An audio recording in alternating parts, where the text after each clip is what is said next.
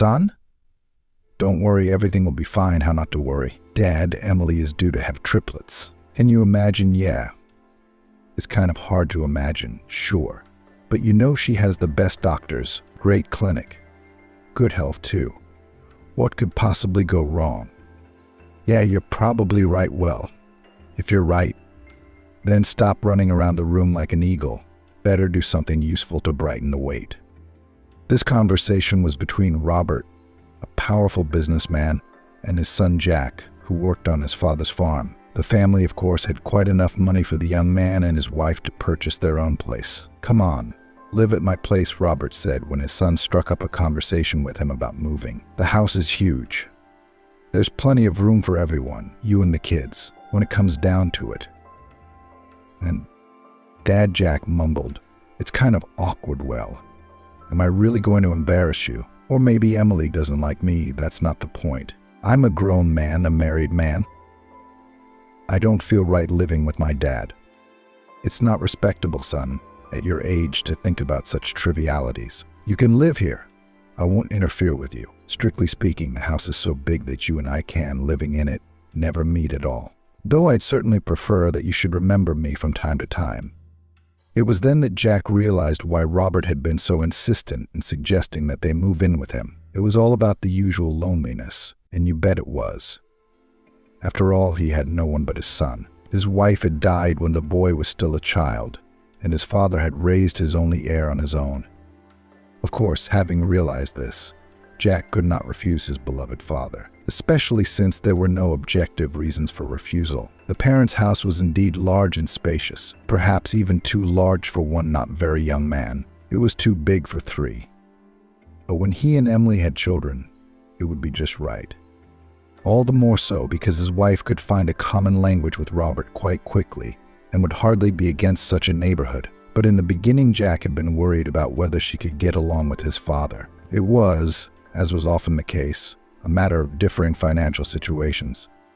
Emily's family, of course, was not exactly poor. Quite ordinary average family of intellectuals. Her parents were university professors and she was a school teacher. But compared to Jack and his father, they could certainly be considered practically paupers. Nevertheless, Robert accepted his daughter-in-law quite calmly. So what? So she's not rich, he said to his son after meeting her. But you can see at once that the girl is a good, decent. You clearly loves you, and you her. What else do you need? We make enough money for everyone.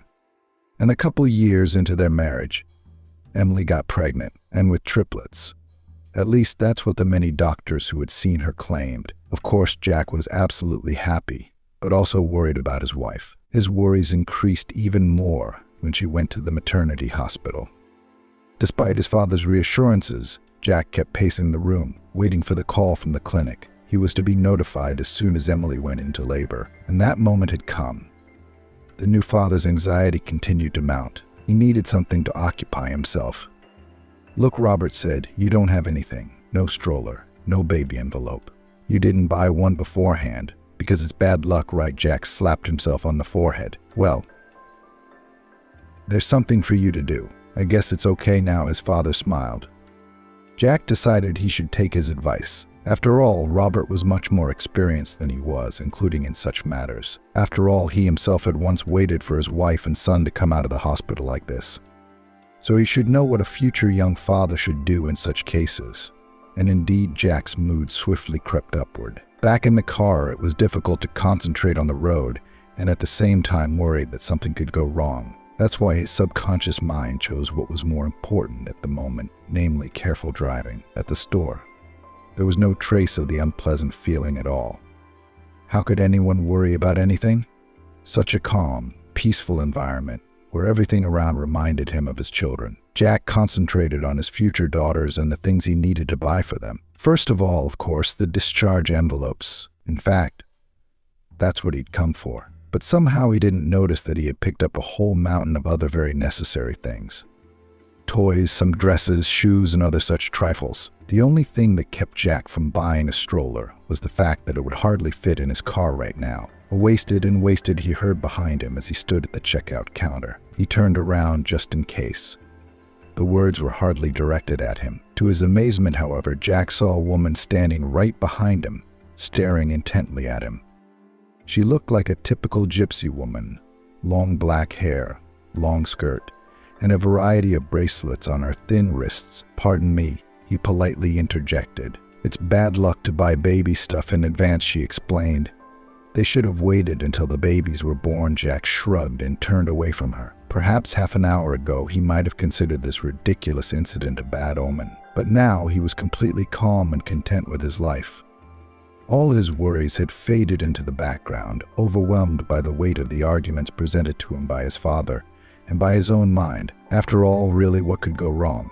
The clinic where Emily was having her baby was one of the best in the city. Plus, he'd personally given the midwife a considerable sum of money as a voluntary contribution, and of course, additional assurances that his wife would receive the best possible care.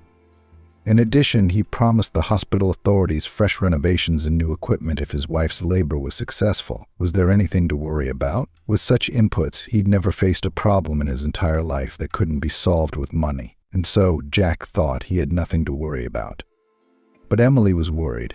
She knew, of course, of all the preparations her husband had made, but she also realized that not all matters in this world are solved by money. There was no reason to doubt the professionalism of doctors, as well as in their interest in the happy outcome of pregnancy. But not only from them all depended on this day, and her pregnancy was not too smooth. It was no joke to carry 3 babies at once, and even for the first time. What if she didn't fulfill her role? What if her body wasn't capable of such feats? These thoughts plagued her until she found herself in a private room at the hospital. Emily was glad she'd insisted on having the baby in a shared room instead of the private room Jack had suggested. "But come on, honey," she persuaded him. "How am I going to be alone all day and night?" He'd go crazy. Why alone, he wondered. There are doctors and nurses and other staff there. They have a lot of work to do without me. They'll come in once every few hours, and that's just to check up on me. What about normal human communication? Maybe there will be some women there who have already given birth, and they can give me some pointers. "Okay, well, if you think that's best." There was doubt in Jack's voice, but still he decided to do as his wife asked. However, the very experienced women Emily had hoped for were not in the room. As it happened, there were only 2 of them, she and a very young Kate at least. She looked very young, maybe even younger than her real age. Slim, almost skinny. Not rich, but clean, neat clothes. In all the time they'd been lying together, no one had ever come to see her. Suddenly, Emily found in Kate an escape from all her anxieties. Of course, they began to socialize, and how else? When you lie alone in the ward, where there is no one else to talk to. Very soon, Emily realized that her problems were not so serious compared to what her newfound friend was going through. "So who's the father of your baby?" asked Emily one day. "Why doesn't he come?" "Too busy," Kate snorted. "So busy he doesn't have time to talk to the mother of his child. His class name is Sarah. If my memory serves me correctly, of course." "Did he leave you then? Did he know you were pregnant?" "How so?" "Of course he knew. Except that the money was more important to him than the baby. Sarah's the daughter of some rich daddy, and I've got nothing to take from him. He went to New York with her. I was still waiting for him like a fool from the army." Later, from the conversations of doctors, Emily learned that Kate, as well as her, will have a difficult labor. She's very young. And besides, no one followed her pregnancy, no ultrasound, no other tests, and accordingly some important, in her case, drugs and vitamins. As it turned out, they were put in the same room for the reason that both of them, in fact, due to different circumstances, were going to have a difficult labor. "Look, Kate, I'm sorry, I don't mean to offend you," Emily began gently one day.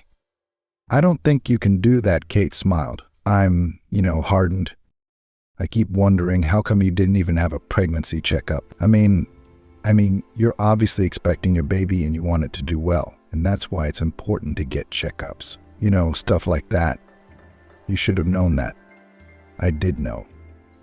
It's just not enough," the girl exhaled. "I do want the best for my baby, don't I? And to give him that, I need money. Here I was working as a cleaner to get a decent amount. You have to work very hard.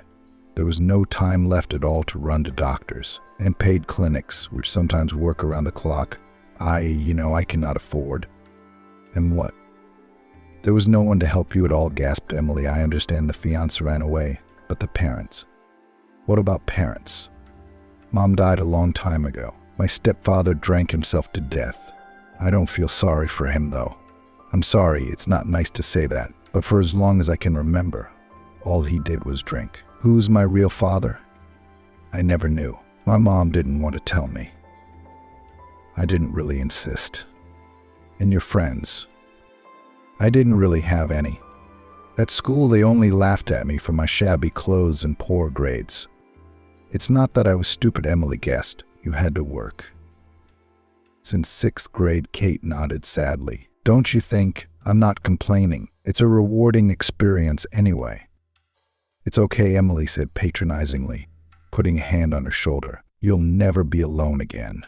We'll have the baby now, and I'll talk to my husband and figure out something for you. Oh, I don't need handouts, the girl resented. It's not like I'm some low-down street beggar. It's not handouts, it's friendly help and concern for the child. And besides, it's not like I'm offering you money. My husband has connections. Why don't we get you a better job, or help you get an education?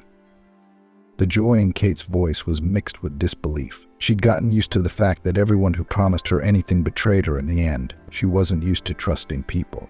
But she still wanted so badly for it to be true, especially now that not only herself, but also the little man would be depending on her. Of course, Emily smiled. She felt sorry for the poor thing, who had been through so much. And at the same time, she admired her. All the trouble sent by cruel fate had not broken Kate, but only made her stronger. Emily was not sure that in a similar situation could remain so cheerful and not lose heart, and so the time for labor came. Surprisingly, both of them started the process at about the same time, a few minutes apart. First, Emily realized she was due and pressed the call button for the doctor. She still had time to see her friend follow suit, and then her whole life became one of unrelenting pain. Doctors fussed around her, trying to make the process easier, but it was not an easy task. After all, Emily was to give birth to 3 beautiful daughters at once, and with this task she coped. Even if it took several long and very painful hours, when it was over, Emily could only whisper to the doctor to show her the babies. She froze with them in her arms and never regained consciousness again. Her body no longer had the strength to survive. It took all of them to bring the 3 little girls safely into the world. She was never to learn that her new friend's labor had ended much more quickly, but in some ways less successfully. Kate's son came into the world within an hour, except that he did not bring happiness to the young mother. The fact is that the boy never managed to make a single independent breath. In fact, he was born dead. For several hours, the young mother just sat and stared at the wall, not noticing anything and no one around her, and not reacting to anything and feeling nothing but the endless emptiness that seemed to have settled in her soul forever. She didn't see the commotion around her, and only perked up slightly when she heard the synchronized crying of Emily's daughters. And the commotion rose really terrible when the doctor stated the death of a woman in labor, and the room came running to the head of the department, and a little later, and the chief physician. Right on the spot they arranged a council, trying to decide what to do now. Both understood. The rich husband of the unfortunate patient will not forgive them for the death of his beloved wife, even though no fault of the doctor's in this, and was not. But no matter how much they consulted, they could not come up with anything good. Jack, meanwhile, was rushing happily to the hospital. He couldn't wait to share his purchases with his wife and to see his daughters, 3 of them at once. It's worth it. He was in the most joyful mood. He forgot about his own worries and the strange warning of the fortune teller at the cash register. All his thoughts were only about his wife, his children, and their long and happy future together. The joy so seized him that he did not particularly watch the speed limit, and several times carelessly violated it. However, he quickly came to his senses and reduced the speed to the speed limit. But on a slippery road, and with poor visibility due to the incessant heavy rain, any mistake could be fatal. Jack didn't realize it himself. Just at one moment he realized that the car was sliding in the wrong direction, and there was nothing he could do about it. Flying into the oncoming lane, Jack's car hit a concrete road barrier and practically collapsed. After the monstrous impact, the unconscious man himself was pinned in the cabin. Fortunately, the other road users were able to orient themselves, and there were no other casualties in this horrific accident. The traffic on this stretch of road was very busy, and some of the witnesses immediately called an ambulance, but it took too long for the doctors to get there in this weather, to get Jack out of the cabin, trying not to hurt him even more. Jack reached the hospital in a coma, literally hovering between life and death. Robert, meanwhile, began to realize that he, too, was gripped by a certain unpleasant excitement which must have been passed on to him from his son. He saw no objective reason for it, but he had not heard from Jack or Emily for a very long time. Although childbirth is not a quick process, and not just one child, but 3. Nevertheless, the vague anxiety grew stronger and stronger. Robert didn't notice how he was pacing the room like his own son, glancing at his watch every now and then. Then his cell phone rang.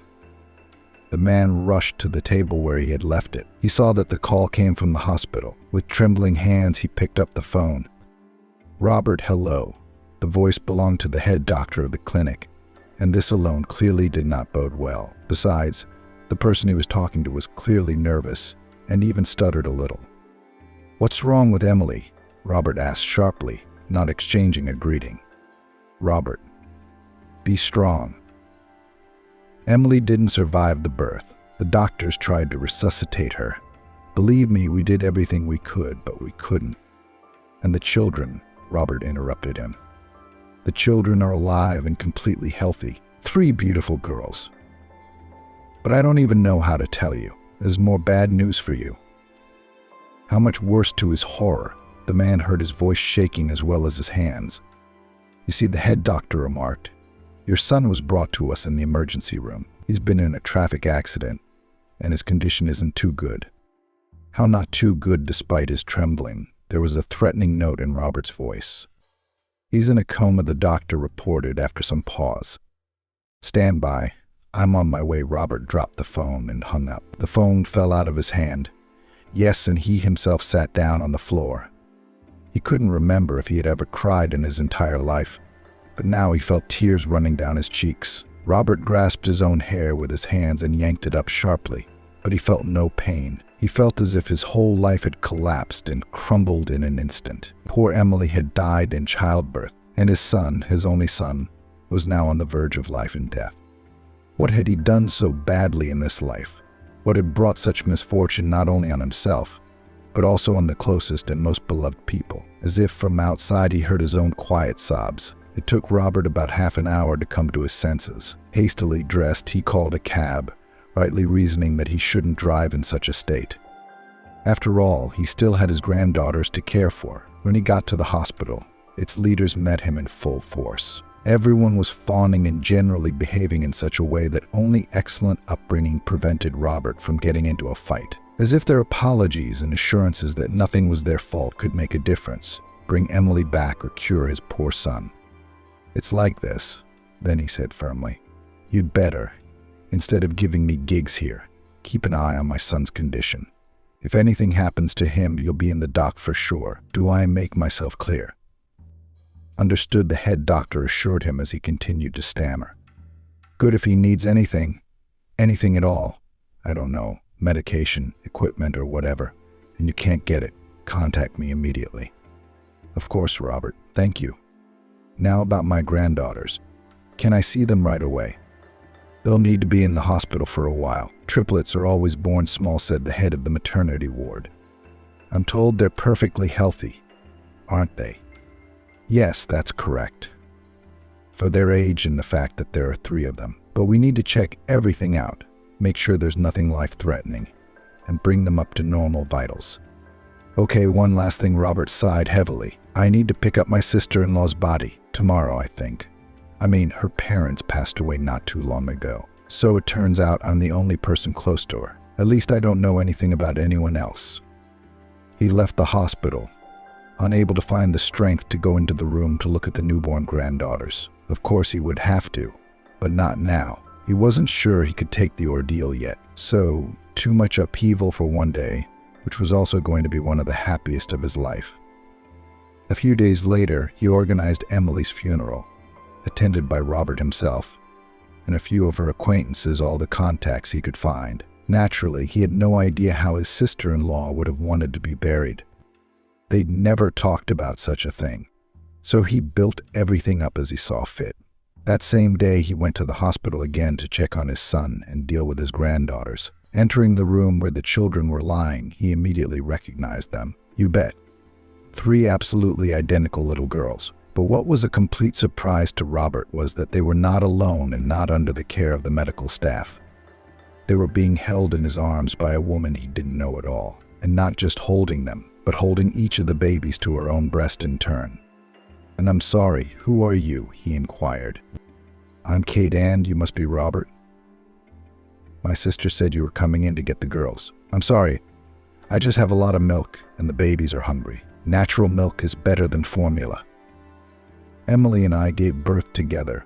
Where's your baby? Don't you have enough for everyone?" Robert asked. He immediately regretted his curiosity. The young woman's eyes filled with tears and she cried, but she cried quietly, quite still. It must have been so as not to disturb the babies. He had the impression that this was not the first time she had done such a thing. Must be all about his granddaughters, ever since their mom died. "I'm sorry," Kate said, pulling herself together rather quickly. "It's just that my boy, he died, or rather, he was born already dead." "Ah, that's it. It is you who will pardon me for my tactless question." "Oh, really?" Kate said. "You didn't know, did you? Robert, will you wait while I feed the girls?"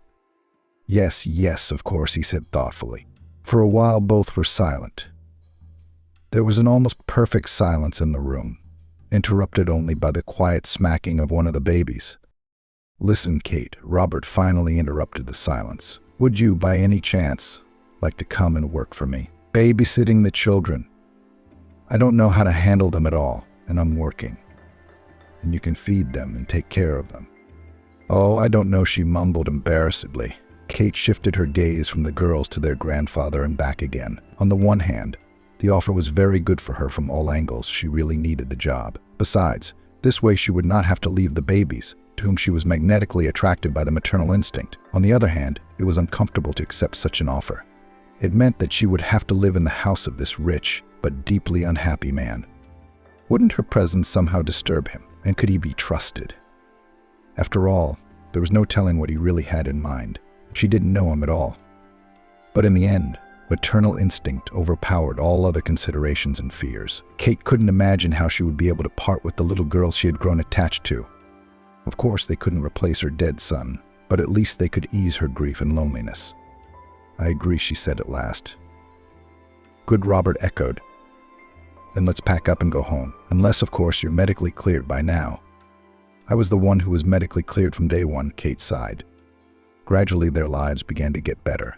Robert gave Kate and the girls a whole floor in his house. At first, they hardly crossed paths, only in those rare moments when he found time and energy to look at his granddaughters. But slowly, they began to get used to each other and eventually began to periodically drink tea together in the living room and have long, intimate conversations.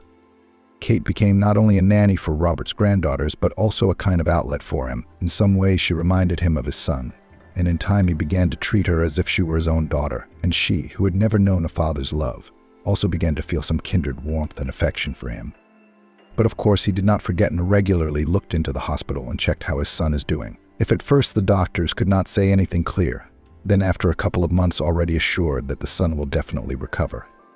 The immediate threat to life had passed, the chief doctor explained to him personally. All the indicators are getting better every day. I can say with certainty that very soon he will be out of coma. We are already talking about weeks, if not days. With the best of luck, of course.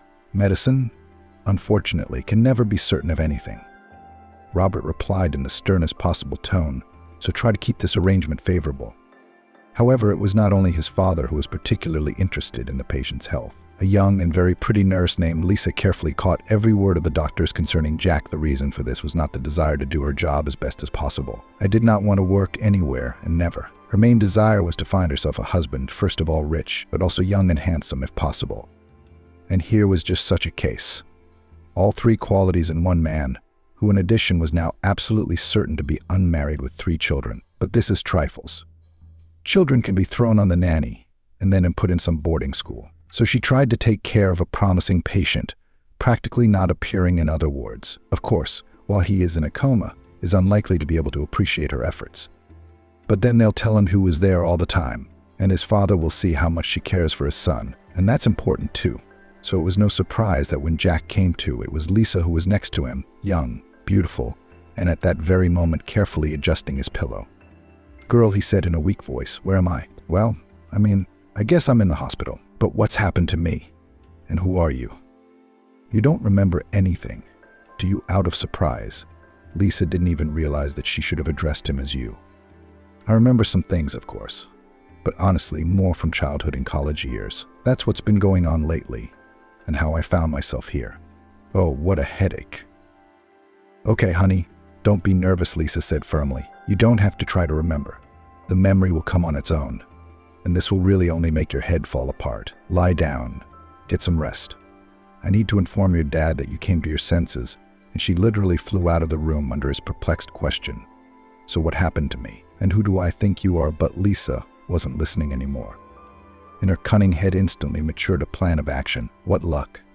Came to his senses and still does not remember anything. The best could not have been wished. There was only one small detail left, convincing his father to play along with her, and that's exactly what she was going to do. Robert rushed to the hospital as fast as he could. He wanted to go to his son's room immediately, but Lisa was already waiting for him on the doorstep with a worried expression on her face. Glancing at the nurse, the father felt a familiar vague unease. "Hello, Robert." "Hello. Lisa, you said Jack has come to his senses. I'd like to see him." "Of course, by all means. But before I do, I'd like to ask you to give me literally a minute of your time." "What is it? Is something wrong?"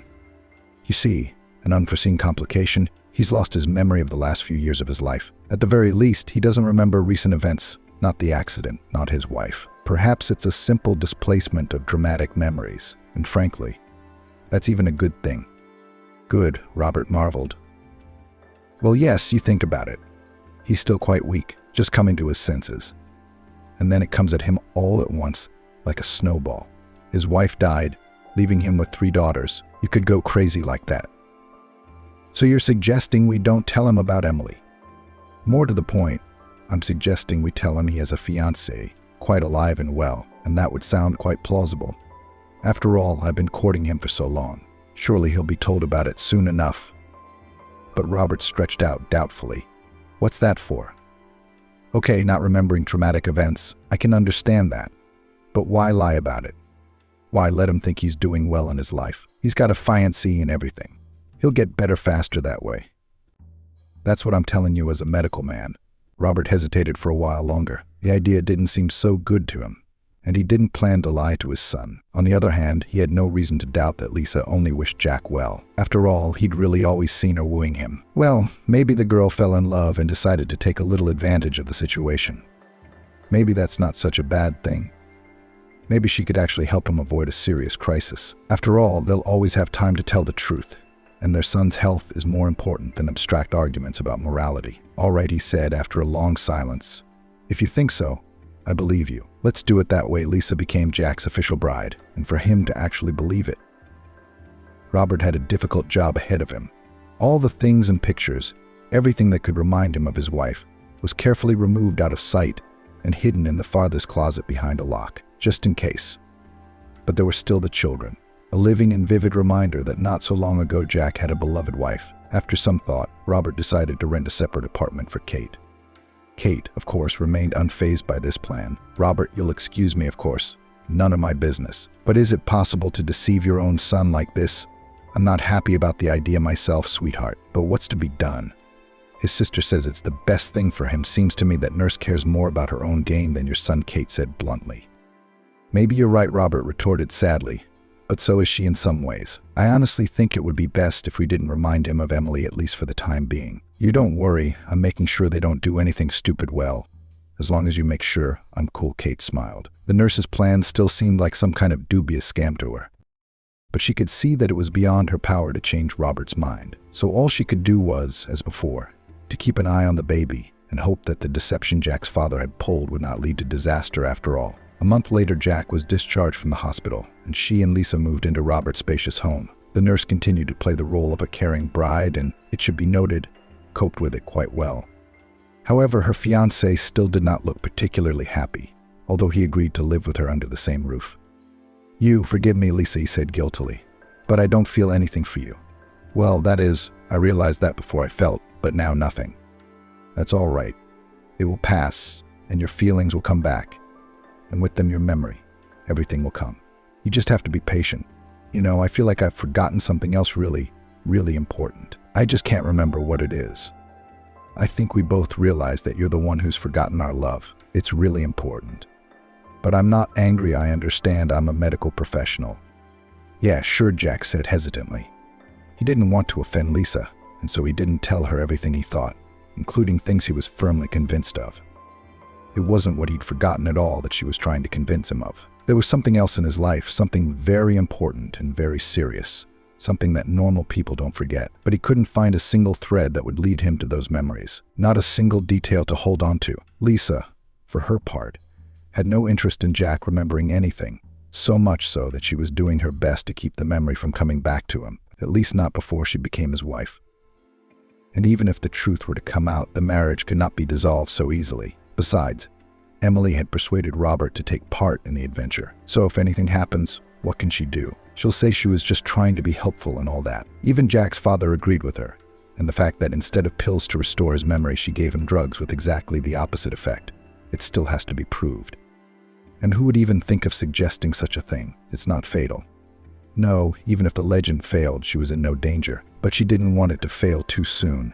As part of her therapy, she insisted that Jack spend as much time with her as possible. He didn't like the idea, not knowing why he wanted peace and solitude. But he had no intention of refusing his supposed fiancée, either out of fear of offending her or hoping that it would really help him to remember what really never happened. And so one day, Lisa literally dragged Jack out on a date to the park. Say, fresh air, fall leaves, romance, and they always loved it. She even made up a whole story about the fact that supposedly in this park they met, and then often walked here. For a moment, it seemed to work. Their conversation gradually became warmer and more frank, and it was at that very moment that Lisa noticed Kate. She recognized her immediately, despite the fact that they'd only seen each other a couple of times, and only in passing. She couldn't stand babies, especially small ones, and that's why she tried not to look in the delivery rooms. Still, sometimes she had to do her duty. She would probably know Kate even if she never seen her in her life. How many women stroll through the park with a stroller designed for 3 babies at once? An extremely expensive stroller at that. It could hardly have been a mere coincidence. Lisa panicked. What on earth are you doing, you old stump, she thought angrily. Why couldn't you have found her an apartment in a more remote neighborhood? Or is life not good enough without constantly running around looking at those ugly, ugly creatures? She tried to distract Jack by showing him a particularly pretty leaf, or even to get him off the path, but she realized immediately that it was useless. Jack had already noticed the unusual triple stroller and was staring at it. He quickened his step, bringing the inevitable encounter closer, and peered unceremoniously inside. She protested, but when she saw Lisa, she realized who was in front of her. She realized she couldn't help but let her father look at her daughters. Jack took a long, hard look at the children's faces. When he finally looked up, tears welled up in his eyes. "Emily," he whispered to Lisa, "where is my wife, Emily?" Lisa stood there, unable to utter a word, just gulping for air as if she had been hit over the head with something heavy. In an instant, all her plans and dreams had crumbled, all because of some idiot who couldn't find a better time to go out with the kids. Then to add to that, seeing her condition, Kate's voice came up. "Jack, I shouldn't be the one to tell you this, but your wife, alas, is no longer alive. I think it would be best for you to tell your father that you remember everything, and he will answer all your questions." Jack didn't even bother to inquire about the stranger's identity. He was overwhelmed by the memories, and on top of that, the realization that his beloved was no longer alive. He was only able to get home with Kate's help. Lisa, of course, had made her way to participate as well, but he'd recoiled from her like a leper. In the end, Lisa just weaved behind the couple with the stroller, boiling with anger and hatred. When Kate reached Robert's house, she pressed the bell. Jack couldn't find his keys out of shock. Lisa, in turn, was in no hurry to come to his aid. Only when he opened the door and looked at his son and Kate, his father immediately realized everything. Letting the couple with the stroller inside, he resolutely blocked the mayor's sister's path. "Your services are apparently no longer needed," he said dryly. "But I'm for Jack," Lisa objected. "You convinced me to deceive my own son," Robert retorted. "I did think it was best for him, but now I suspect I was cruelly mistaken. You're free to go, Lisa," and he firmly slammed the door right in her face. Robert had yet to have an explanation with his son, a clearly difficult and very emotional one. Kate had joined the conversation, and the two of them were able to convey the terrible truth to Jack. He, of course, was stunned by the revelations, but forgave his father for his deception, realizing that he wanted what was best.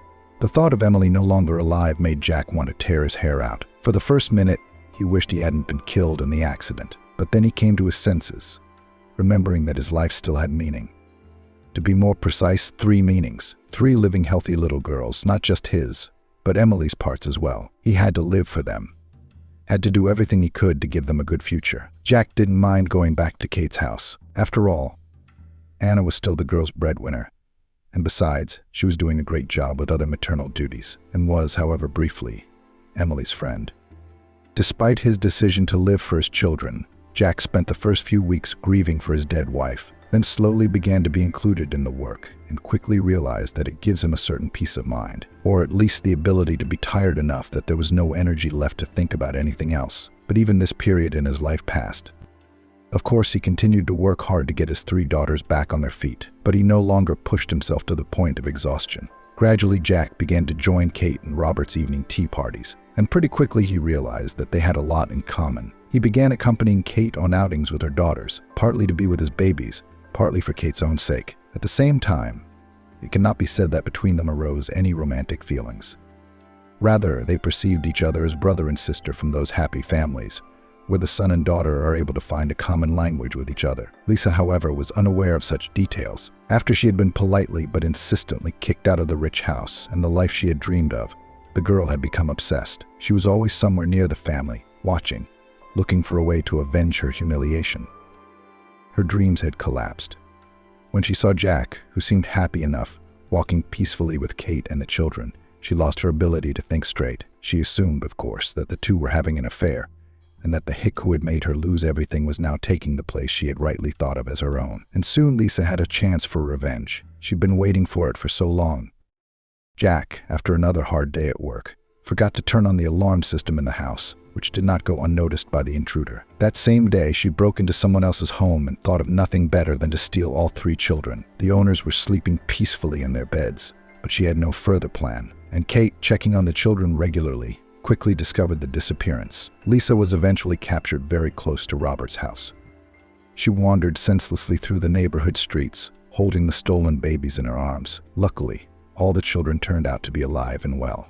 Besides, they were too young for such an incident to have any negative impact on them, and Lisa was quickly committed to a psychiatric hospital. Her insanity was too obvious, so no one even pushed for any other kind of punishment. "Thank you," Kate Roberts said to her, right after the granddaughters were safely home. "What would we do without you?" "Living with your son's mentally unstable fiancé," Kate smirked, and they laughed. But soon Robert grew serious again. "Kate," he said, "I know you're going to argue with me now, but I assure you it's absolutely useless. The fact is that I have decided to put you in my will on an equal footing with Jack." "You shouldn't," Kate protested immediately. "Look, I've already made my decision, and I'm not going to change it. After all, you've become like a daughter to me in all this time. But what do you want me to do? As far as I know, it's completely unnecessary to get a person's consent in order to put them in the will. Unfortunately, it is. But to do that, it would be nice to know the person's full name and date of birth. Of course, I can figure all that out without your input, but I thought it was better to ask you anyway." "Yeah, it seemed right," Kate sighed. "But are you firmly convinced of your decision?" She stopped talking and looked questioningly at Robert. He nodded seriously. "Smith Kate Alex," she said. The man's reaction to those words was startling. He sat back in his chair, clutching his heart. Kate rushed to him, pulling a phone from the back pocket of her jeans to call an ambulance. But there was no need. A few seconds later, Robert, though not fully conscious, at least stopped holding his chest and gasping for breath. "Smith," he interjected in a trembling voice. "Oh, and Alex, too. Could just be a coincidence, of course, but something tells me." "What are you even talking about?" Kate asked in surprise. "Mom, your mom's name wasn't Nina by any chance?" Robert answered question for question. Kate nodded. She felt like she couldn't speak, and it was getting kind of hard to breathe. Now she realized what Robert was getting at and looked at him, waiting for some sort of explanation. "Smith Nina, you see. That was the name of my first love. I had to break up. My parents were strongly against such an unequal marriage, and I didn't even know she was pregnant. If I had known, I would have run away from home." The man couldn't finish his sentence. Tears came to his eyes. Kate, just as stunned as he was, rushed to hug her father, whom she had found after all these years. A little later, they did a DNA test which confirmed Kate's hunch. Indeed, it turned out she was Robert's daughter, Jack's sister, and the aunt of the girls she had breastfed her own breast. A few years later, Jack was able to finally get over the death of the woman he loved and remarried a co-worker. One of the main factors that determined his choice was that his new spouse got along well with the girls. By a strange coincidence, her name was Emily, and a little earlier found his happiness Kate. Married a good friend Jack a few years later, she gave birth to a healthy son. Carefully observing the entire pregnancy, they continued to live in Robert's spacious home, which seemed designed for just that number of people. Now, filled with children's laughter and evening conversations in the living room, it no longer seemed empty and neglected.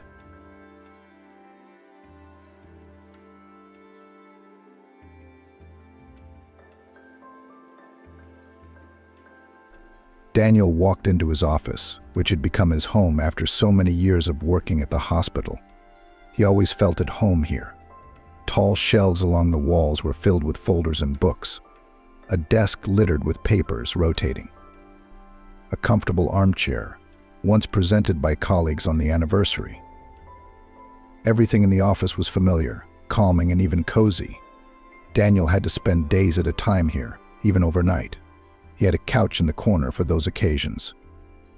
Normally it was piled high with folders and papers, but in the conditions of time pressure they were stacked on the windowsill, and the couch turned into a bed on which you could sleep at least a couple of hours. And the time pressure was not uncommon. Yes, Daniel's work was hard, but interesting, and also incredibly necessary. The man loved his work. Now he was already the head of the neurosurgery department at the regional children's hospital. But he started out as a common surgeon. Daniel remembered the first operation he performed on his own. His heart clenched and his hands were shaking in front of the operating room. He, then a young doctor who had just finished his residency, was afraid to do something wrong. And his hands were also shaking. It seemed then that 7 long years of training had been for nothing. He wouldn't be able to operate. Not the right character. Probably a coward. But in the operating room, the excitement was gone. In front of Daniel lay a patient with whom the anesthesiologist had already worked. An 8-year-old boy who'd been in a car accident with his parents. The adults had scratches, but the kid had a severe head injury. Right now he had a hematoma growing in his head, which, if it is not removed now, will lead to catastrophic consequences, and only he, Daniel, could help the little patient. The young surgeon had the feeling that he knew exactly what to do.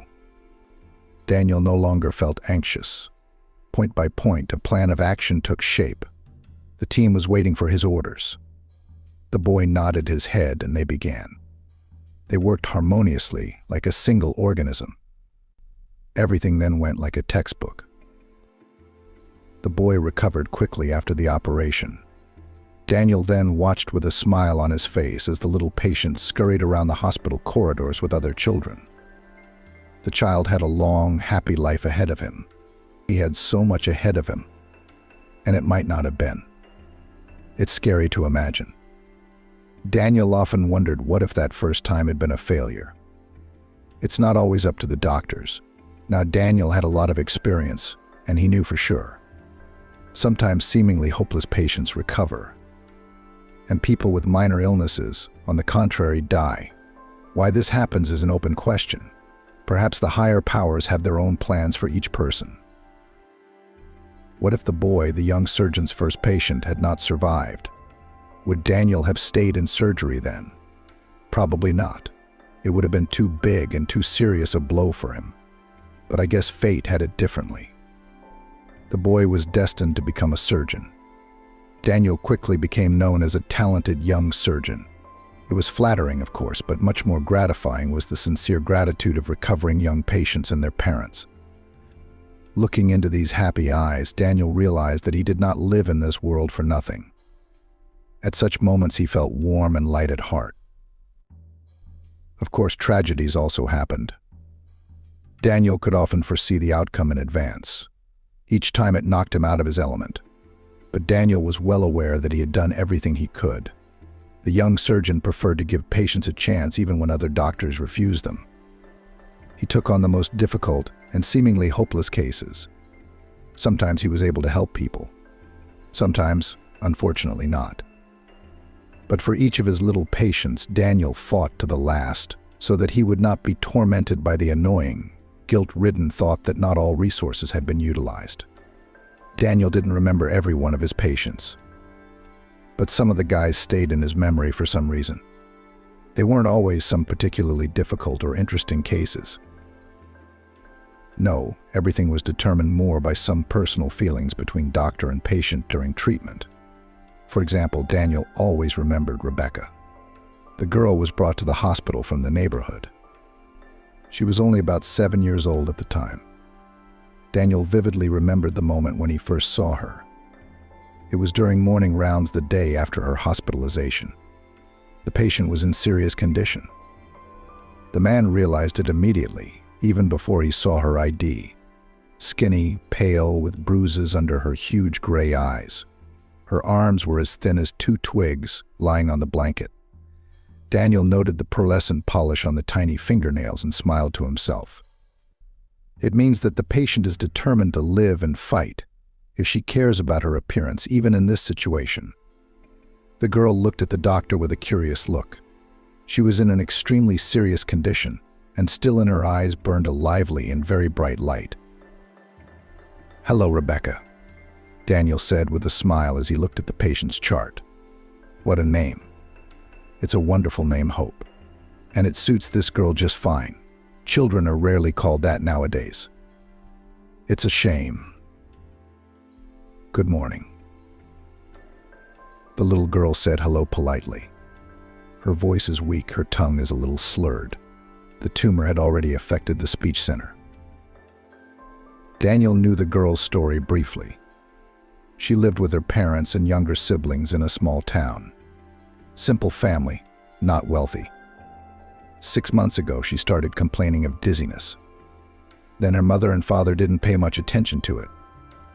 They put it all down to the increased workload because Rebecca went to school in September. They thought it was a peculiarity of adaptation.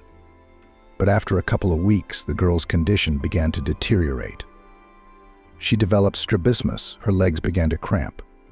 Rebecca, who used to be a good student, slipped to poor grades. The parents took the child to the city hospital to see a doctor. Daniel was well aware of the level of medicine in provincial towns: no equipment, no drugs, no decent laboratories. There, Rebecca only lost precious time. The girl was given one diagnosis after another: anemia and genetic disease. In the end, it turned out to be a tumor in the brain and rapidly progressing. The tumor was noticed when it grew to a huge size. By that time, Rebecca could not walk and rarely smiled, although she had been a cheerful child before. But the girl's thirst for life and curiosity had not been lost. Unlike the doctors in the town, the little girl did not even doubt that she would be fine. She and Daniel at the first meeting confidently said that as soon as she recovered, her parents would take her to the sea. She had never seen the sea. That's why she asked Daniel to cure her as soon as possible, so that she could finally go on a trip. Daniel realized, of course, that Rebecca's case was very complicated.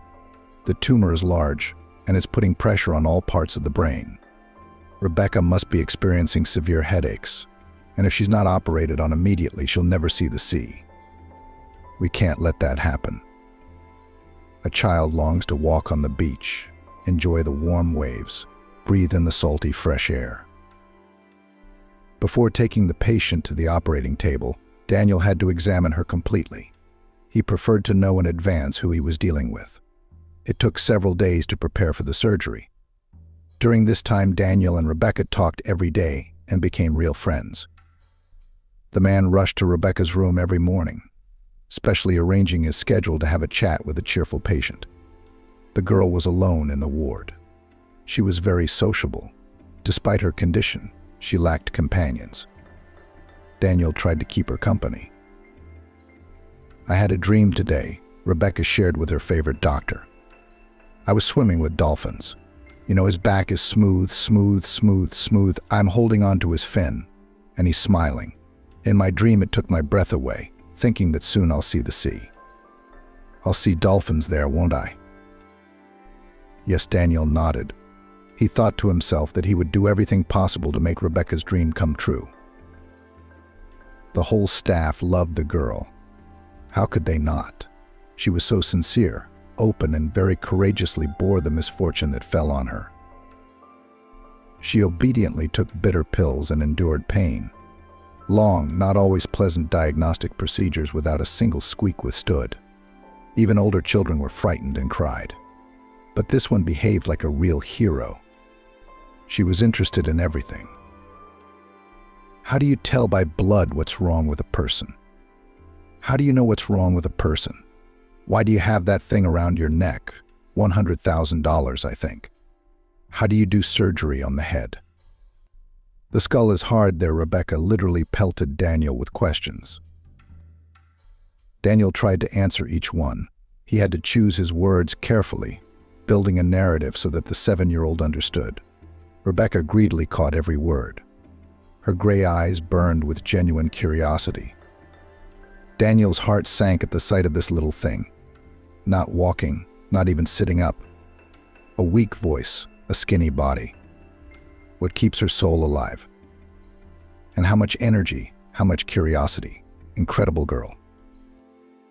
One of Rebecca's questions took Daniel by surprise. Why did you decide to become a doctor? How did you come up with that? The man smiled confusedly. Rebecca, without realizing it, brought him back to the past. The hardest, scariest period of his life. Daniel was 14 at the time, and his brother Hugo was 7. The youngest had just started first grade. Just like Rebecca, Daniel adored his little brother. But it wasn't love at first sight. At first, he was jealous of his parents for the baby, which they had brought from the hospital for some reason. The boy then sincerely did not understand his mother and father already have one son. Why did they need someone else? After all, he was a wonderful child, studied perfectly, cleaned his room, obeyed his parents. So why do they need this small creature, gathering all the attention and strength? It pained Daniel to see his mother smile at Hugo's every gesture. Oh, he smiled. Look, honey, Hugo rolled over on his tummy. Hugo is already holding a rattle in his hand. How great is that? Daniel only wrinkled his nose at these enthusiastic exclamations. What's the big deal? So what if he holds a toy? Daniel thought. I won first place in the school relay race, the fastest runner. My parents didn't praise me like that. Daniel shunned his brother. He hated even seeing his tiny face, where his mother could stare at him with a smile for hours. The baby's cries irritated the boy to the core. Daniel, who always liked to spend time in his cozy room with books, even began to walk more. It was better to run around the yard with the boys than to listen to the cries of his newborn brother. It seemed to Daniel then that Hugo had taken away his former happy life, his parents' attention, everything. And then Hugo grew up, and somehow everything changed. Maybe it was the look in his little brother's eyes. As the boy grew older, he began to look at Daniel as if he were a deity. His eyes were full of trust and admiration. Daniel tried to ignore it at first, and then Hugo got upset when his tower of cubes fell apart. And Daniel immediately corrected the situation. He didn't do it out of pity or love for his brother. He just didn't want to hear him cry. Your baby boy threw that look at him again. Daniel even squared his shoulders at him. Hugo clearly thought his older brother was omnipotent. Something had changed since then. Daniel had taken a serious interest in his brother. It turned out that it was great to play with the baby, to help him learn about the world, and at the same time feel strong, smart, and serious. Hugo followed his older brother with his tail, tried to imitate him in everything. And he did not mind. Now he was pleased with such attention. Daniel genuinely liked Hugo. He felt needed and important with him. Hugo had grown up, no longer a frightened little boy. He had become a sharp boy, a lover of backyard soccer, a leader of boy scrimmages, a conqueror of fences and roofs. Daniel was proud of his brother. That's how he turned out to be a lucky, agile, energetic leader among the local kids. Daniel himself had never been like that. Trouble came when he wasn't expecting it. It happened in September, just after Hugo became a first-grade student. His brother didn't like to read and write, but he showed all his talents in physical education. He was even selected for the local basketball team. Daniel knew that to get there, you had to pass a tough selection process, and Hugo handled it with flying colors. It was something to be proud of. "You know, they gave me a uniform." Hugo's eyes shining with excitement, he flew into Daniel's room, clutching a pile of red and white clothes, the coveted uniform. Daniel's heart fluttered with excitement then. Many of his friends wanted to join the team, even specially trained, and no one succeeded. But Hugo was taken right away in the first grade. Handsome. Daniel clapped his brother on the shoulder. He tried to keep his voice low, not to show too much emotion. He was a grown-up, 14 years old. At the end of September, Hugo was already taken to an away competition, although he trained for a short time, but the coach knows better. So the little brother had time to prove himself. His mother didn't want to let him go, as if she sensed something. The father also thought the younger son was too young, but in the end the parents gave in under the pressure of Hugo and his persuasions, which they later regretted more than once. The bus with athletes got into an accident on the highway. Hugo wasn't wearing his seatbelt. He must have buckled up first. The movement did not start until the coach made sure that everyone on the team was seated properly. He was very strict about safety. But then, apparently, the mischievous little brother unbuckled his belt to spin freely in all directions. You have to talk to everyone. That's what Hugo's all about. The accident wasn't too serious. Most of the passengers were only slightly hurt, but Hugo wasn't so lucky. The unbuckled boy flew out of his seat and hit his head hard against the wall. It was said that Hugo didn't even feel a thing. He went straight into a coma. He was taken to the nearest hospital, hooked up to some clever apparatus. The fight for Hugo's life began. Daniel remembered those days well. His parents walked around pale, silent.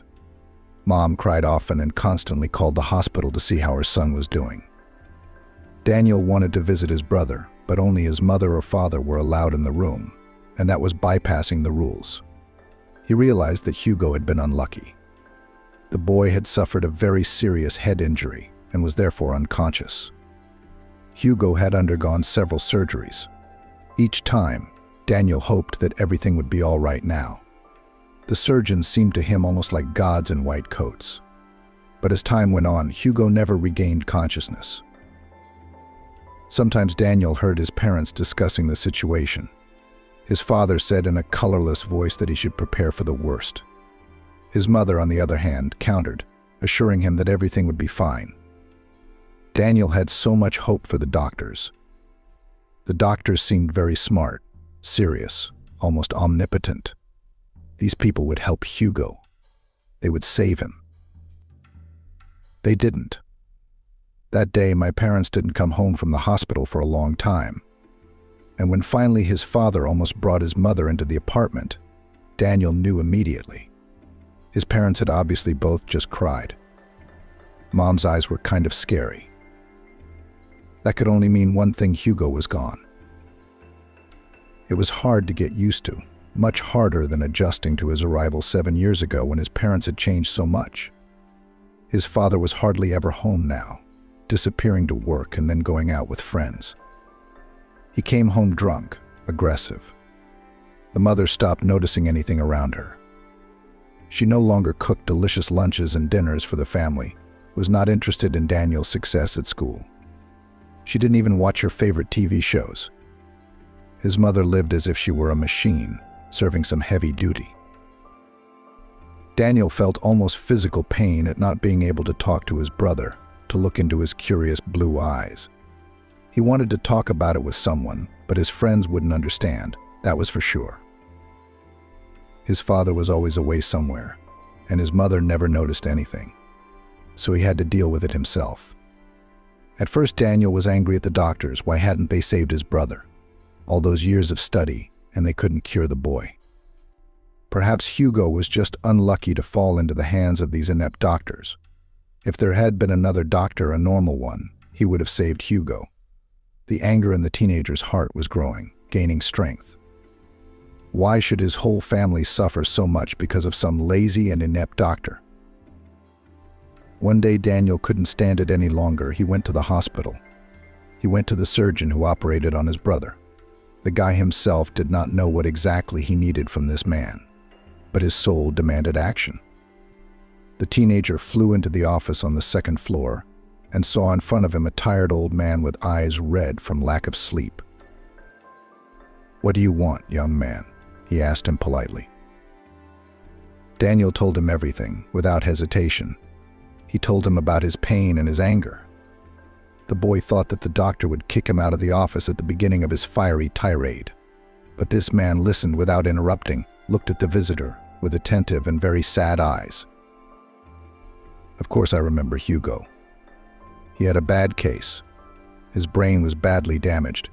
We did everything we could.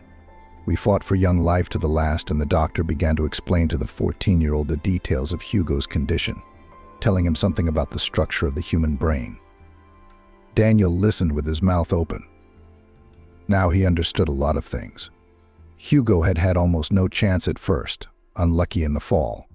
But the doctors had fought for him anyway, operating, watching, supporting him. The doctor even showed Daniel pictures of Hugo and other patients, so that the boy realized everything, saw everything for himself. And the teenager listened, asked questions. Now he knew and understood a lot of things. It was after that conversation with the doctor that the boy decided that he would definitely become a surgeon, perform brain surgeries and save people. And of course, Daniel will invent a means or method to help even such difficult patients as Hugo. Now Daniel was reading a lot again, books on anatomy. The new world attracted him, drew him in more and more. His parents were not particularly supportive of their son's hobby. They didn't seem to notice Daniel at all. Each was immersed in his own emotions, and each saved himself in his own way. The father went into a world of fun. Now he drank often, he had new friends. Daniel understood that in noisy companies, his parent tried to hide from the grief that fell on their family. But nothing worked, because the morning with a hangover came the realization of irreparable misfortune.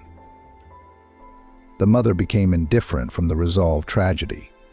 She experienced everything inside, sometimes crying, sometimes snapping at Daniel because of some trifle. The teenager did not snap back, he understood everything. It would seem that having lost one son, mother and father should have focused all their attention on the remaining one, but both suddenly became completely indifferent to Daniel. He himself enrolled in courses at the medical university, himself learned the conditions of admission to the capital's medical academy, beat out a hostel, looking for tutors. Everything worked out for Daniel. He entered, moved to New York, began to study, then to work. His parents seemed pleased with his success, but both still hadn't gotten over their grief. Even years later, nothing had changed in that regard. Almost nothing. Daniel had tried to get his parents to see a good therapist. Now that he had connections in the medical world, he knew exactly who would help his mother and father. But they refused and said there was nothing wrong with them. "You can't take them to Nicholas. It's a voluntary thing." Daniel didn't tell little Rebecca any of this, of course. But she waited for an answer to her question, wondering why Daniel had chosen to become a doctor. "But I really wanted to help little children," the man finally said. "That was partly true. Like you, I want you to run and jump again." "You like to go crazy, don't you?" Daniel asked. Rebecca smiled. "You bet I do. When will I be able to walk? The first thing I'm going to do is have a big frenzy of yelling, jumping, and catching up." "That's a great plan." Daniel approved. "Just don't forget to invite me." Daniel promised Rebecca she'd be fine. What else could he say when she asked directly? But the truth was, she was in a bad place. Very bad. The outlook was pretty dim. To the girl's parents, Daniel had told the truth, explained that anything could happen. They should be aware of all the risks when they signed the consent for the operation. They listened to the predictions about their daughter's condition calmly. No tears, no hysterics, no threats, no aggression. It happens to parents of difficult patients, and Daniel understands those mothers and fathers. He stormed into a doctor's office years ago in a rage. People who lose or have lost a loved one always want to blame someone. But Rebecca's parents were holding up well. You could see that they were in pain, scared, worried, but they also believed in good things, very much so. They're nice young people, simple, handsome, clearly adoring their eldest daughter. You see, things can go wrong on the operating table, Daniel warned. It's a big tumor. It's affecting many parts of the brain. It's a big risk. But if we don't operate soon, Rebecca doesn't stand a chance. "We agree," said the girl's father, squeezing his wife's hand. She nodded.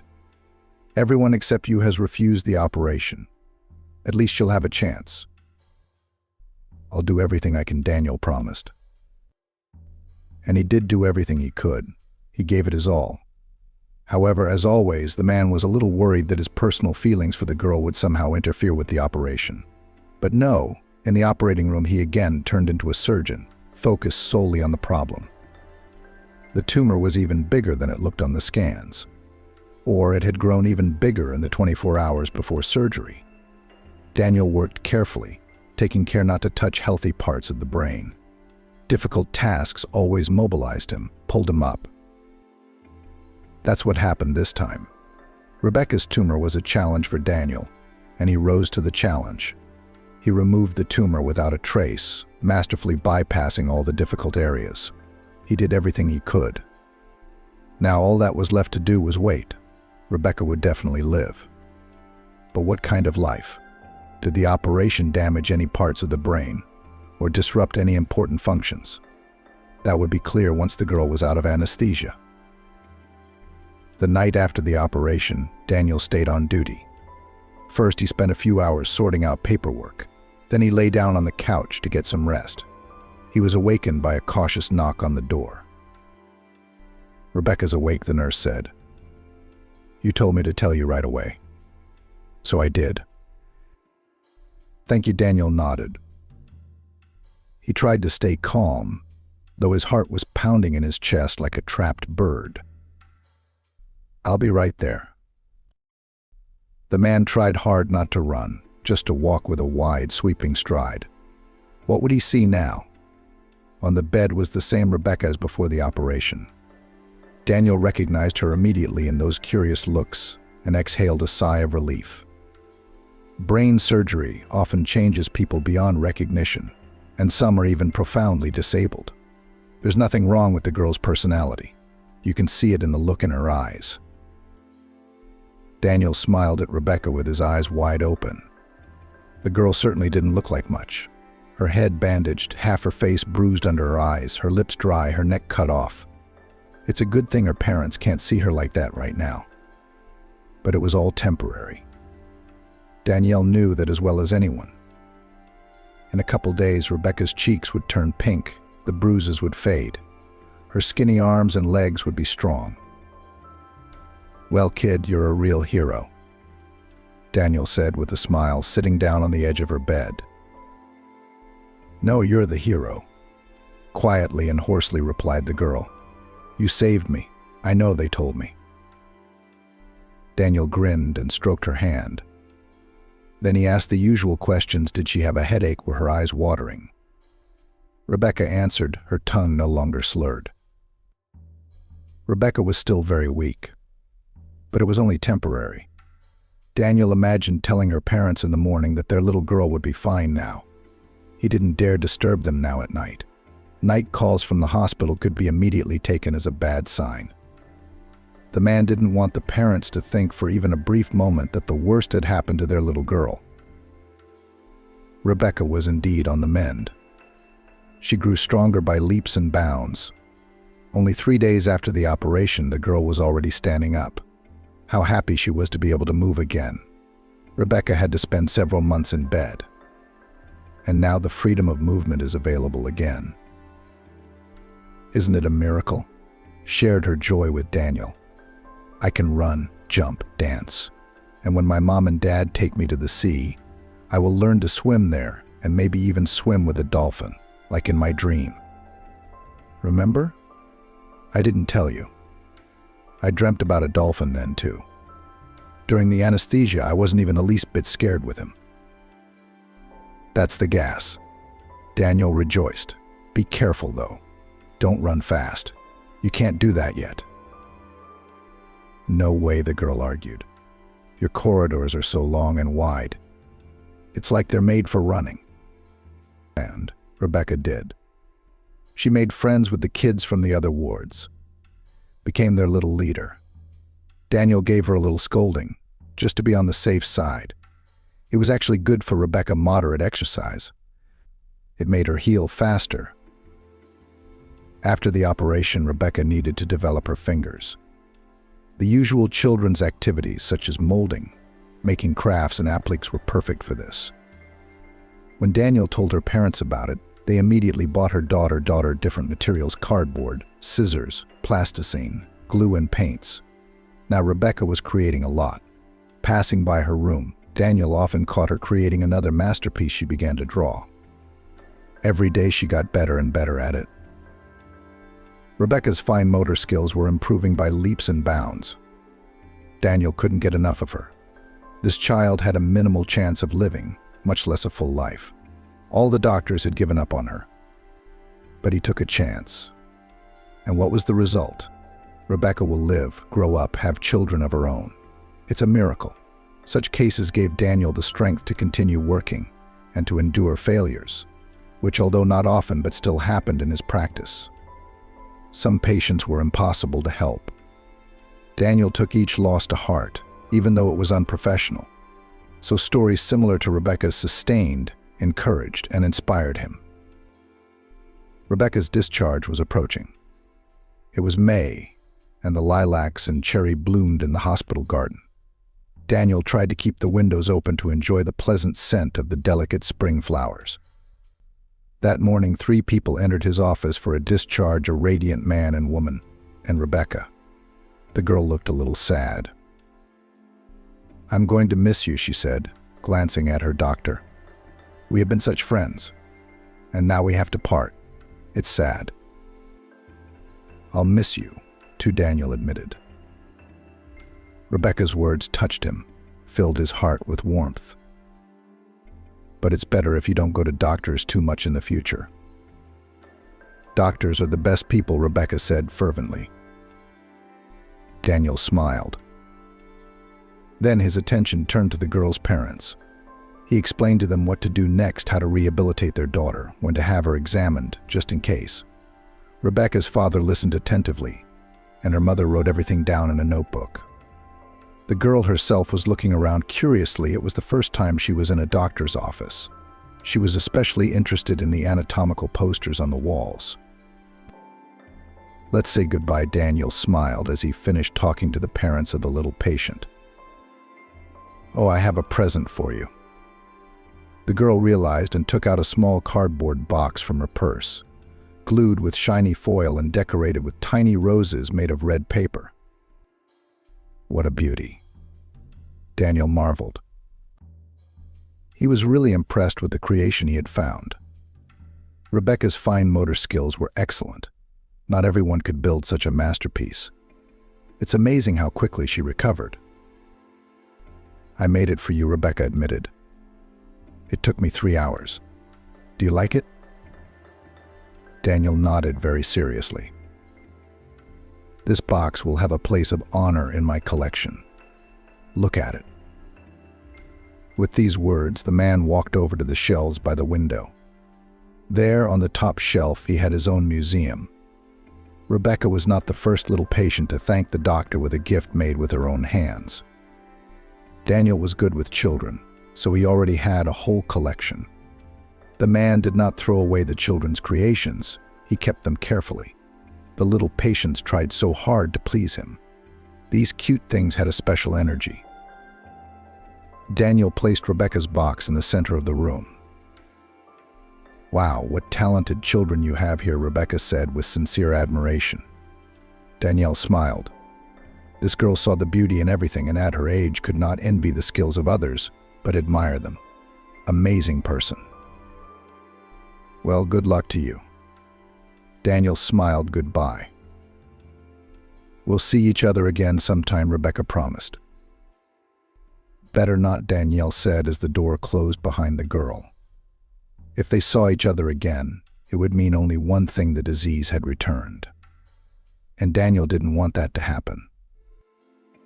But he and Rebecca had met. And it was under the strangest of circumstances. Years ago, looking at the skinny girl with pigtails, Daniel had never imagined how fate would bring them together again. Now the man found the small box with his eyes. The one Rebecca had given him as a parting gift.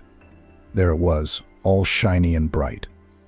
The man had stared at it many times, remembering his little patient, but he had never once thought to look inside the box. It had never even occurred to him. Now he intended to do so as soon as possible. It's been 20 years since Rebecca was discharged. A lot had happened in Daniel's life in that time, both good and bad. The man lost both of his parents in the same year. His father died of cheap alcohol poisoning. He'd completely collapsed by then.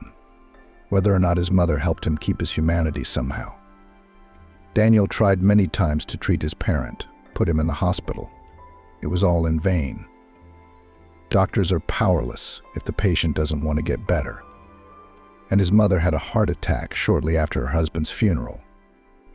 Daniel realized that both parents had not coped with the loss. Neither had been able to move on with their lives, and he himself had not helped them. Daniel himself believed it was his job that pulled him through. Every child's life he saved, he mentally dedicated to his brother Hugo. That must have been why the confidence lived in the man. Hugo hadn't lived long, but he hadn't come into this world for nothing. Thanks to what had happened to his brother, Daniel had entered the profession and was now treating children. This thought was very supportive to the man. His father and mother had no such support. Daniel felt the loss of his parents very hard, even if they did not communicate much. But the man always knew there are people who love him, always waiting for him, proud of him. To remain suddenly completely alone in this world. A grown man was not ready for this. During this difficult period in Daniel's life, Carolyn appeared. They met by chance. They were in the same company at the anniversary of Daniel's colleague. The celebration was held in a restaurant. Luxuriously served tables, live music, dressed-up guests, light, pleasant atmosphere. Daniel immediately noticed her, a tall, slender young woman with sad eyes. She sat in the far corner of the long table and looked. It was hard to describe. A look that couldn't leave Daniel indifferent. Long wavy hair, thin hands with graceful fingers, high cheekbones, and for some reason sad eyes. He wanted to unravel the mystery of this silent beauty. What is she sad about, and why is she sad? Somehow he was immediately drawn to her. Gaining courage, Daniel asked the girl to dance. So Carolyn said yes. She even seemed pleased. It was during this dance that they met. The girl's name was Carolyn. She was a cousin of the Jubilee, Daniel's colleague. The young beauty worked as a labor economist for a large oil company. She also liked the same movies as Daniel and listened to the same bands as he did. They turned out to have a lot in common. A love of traveling, a love of classical music, a desire to live somewhere in the country. Anyway, Daniel and Carolyn left the restaurant together. They wandered around the city, sat in cafes, wandered into nightclubs and talked. They got to know each other more and more. Soon they both realized they couldn't live without each other anymore. Daniel never thought that he would have such a person, understanding, sensitive, loving. Someone who could detect the slightest change in his mood, who knew how to cheer him up in any situation. Happiness in the form of Carolyn had come upon him quite unexpectedly. Just holding Carolyn's hand, looking into her eyes, seeing her beautiful warm smile, it was enough to make Daniel feel completely happy. Daniel, of course, solved the mystery of the girl's sad eyes on the anniversary. Luckily for him, she had broken up with a young man just the day before. and they were already getting ready to get married. Carolyn caught the groom with someone else. The guy turned out to be a womanizer. Lucky it all came out before the wedding. That's why Carolyn was sad at her brother's anniversary party. After hearing this story, Daniel mentally thanked fate for such a gift. He and Carolyn married, moved to the country, as they had once wanted to. They bought a wonderful house with a large garden. There were no noisy roads or crowds of people rushing about. Here you could really rest and relax after work. Yes, it took a little longer to get there, but it was worth it. There were many rooms in the house. 3 of them the couple planned to give for children. Both dreamed of a large family and even had no doubt that they would have at least 3 heirs. And there as it goes. With the addition to the family, the couple decided not to delay. Both were ready for children, both already established in the career. It was the right time to become parents. Only in the first year of planning a baby, nothing worked out. The couple didn't worry at the time. They knew that it happens. They enjoyed each other, the new house, made plans, dreamed, talked a lot about the future. It seemed that just a little bit more and a miracle would happen. How could it not? But it didn't. The miracle did not happen next year or in another year. Of course, the couple went to the doctors. Of course, Daniel got an appointment with the best fertility specialists. Both spouses underwent a thorough examination. Everything turned out to be fine with the father-to-be. Carolyn, on the other hand, was found to have serious reproductive problems. They did not threaten or interfere in any way, but they were an obstacle on the way to the cherished motherhood. And so began years of treatment. Carolyn obediently followed all the doctor's prescriptions, did not miss appointments, drank medicines, endured painful manipulations and unpleasant examinations. She did everything so that the children's rooms in their home would not be empty. And still nothing worked. Daniel felt sorry for Carolyn. She took every failure so hard. At first she was hopeful, almost certain of success, flying on wings. Then bitter disappointment, tears, despondency. And so it goes on and on and on. Will you stop it? One day Daniel had a serious talk with his wife. You're exhausting yourself, wasting time and nerves, ruining your health. I love you. I don't want you to suffer. Let's live for ourselves, for each other. I love you too. Carolyn smiled sadly. And that's why I'm going to give you a son. You'll see, everything will work out. I have a special feeling. Daniel sighed heavily then. He tried once again to convince his wife that he didn't have to suffer and agonize because of him, that Carolyn herself was important to him. It doesn't matter if she has a baby or not. Everything will be fine. Carolyn shook her head. We'll have a baby soon. I'm sure of it.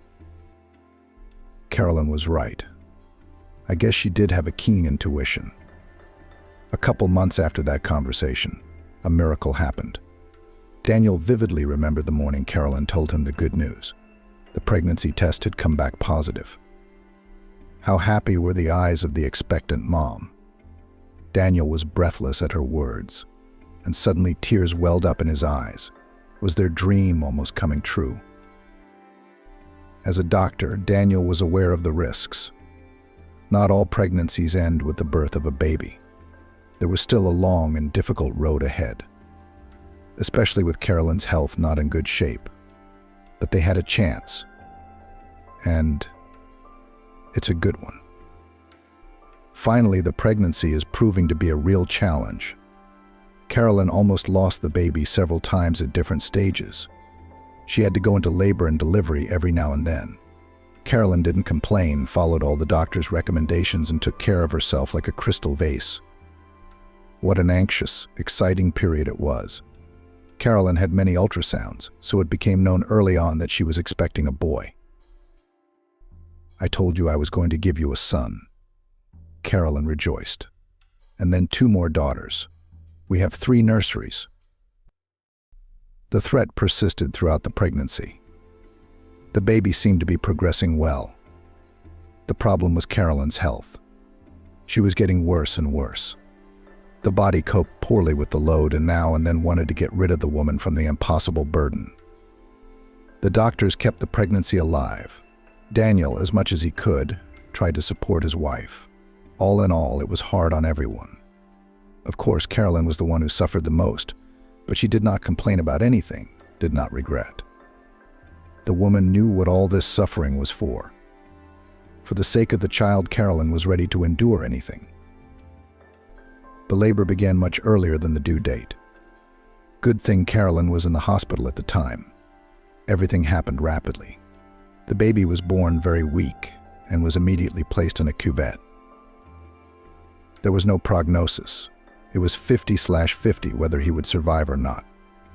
Carolyn demanded more precise information from the doctors, but Daniel knew. He himself had often been in such a situation, when everything depended on something unknown, unexplored. Now he suddenly found himself in the role of a parent like the ones he often dealt with, helpless, confused. An anxious boy named Justin after his ailing paternal grandfather. He was weak, too, they say, born prematurely. They nursed him on the stove.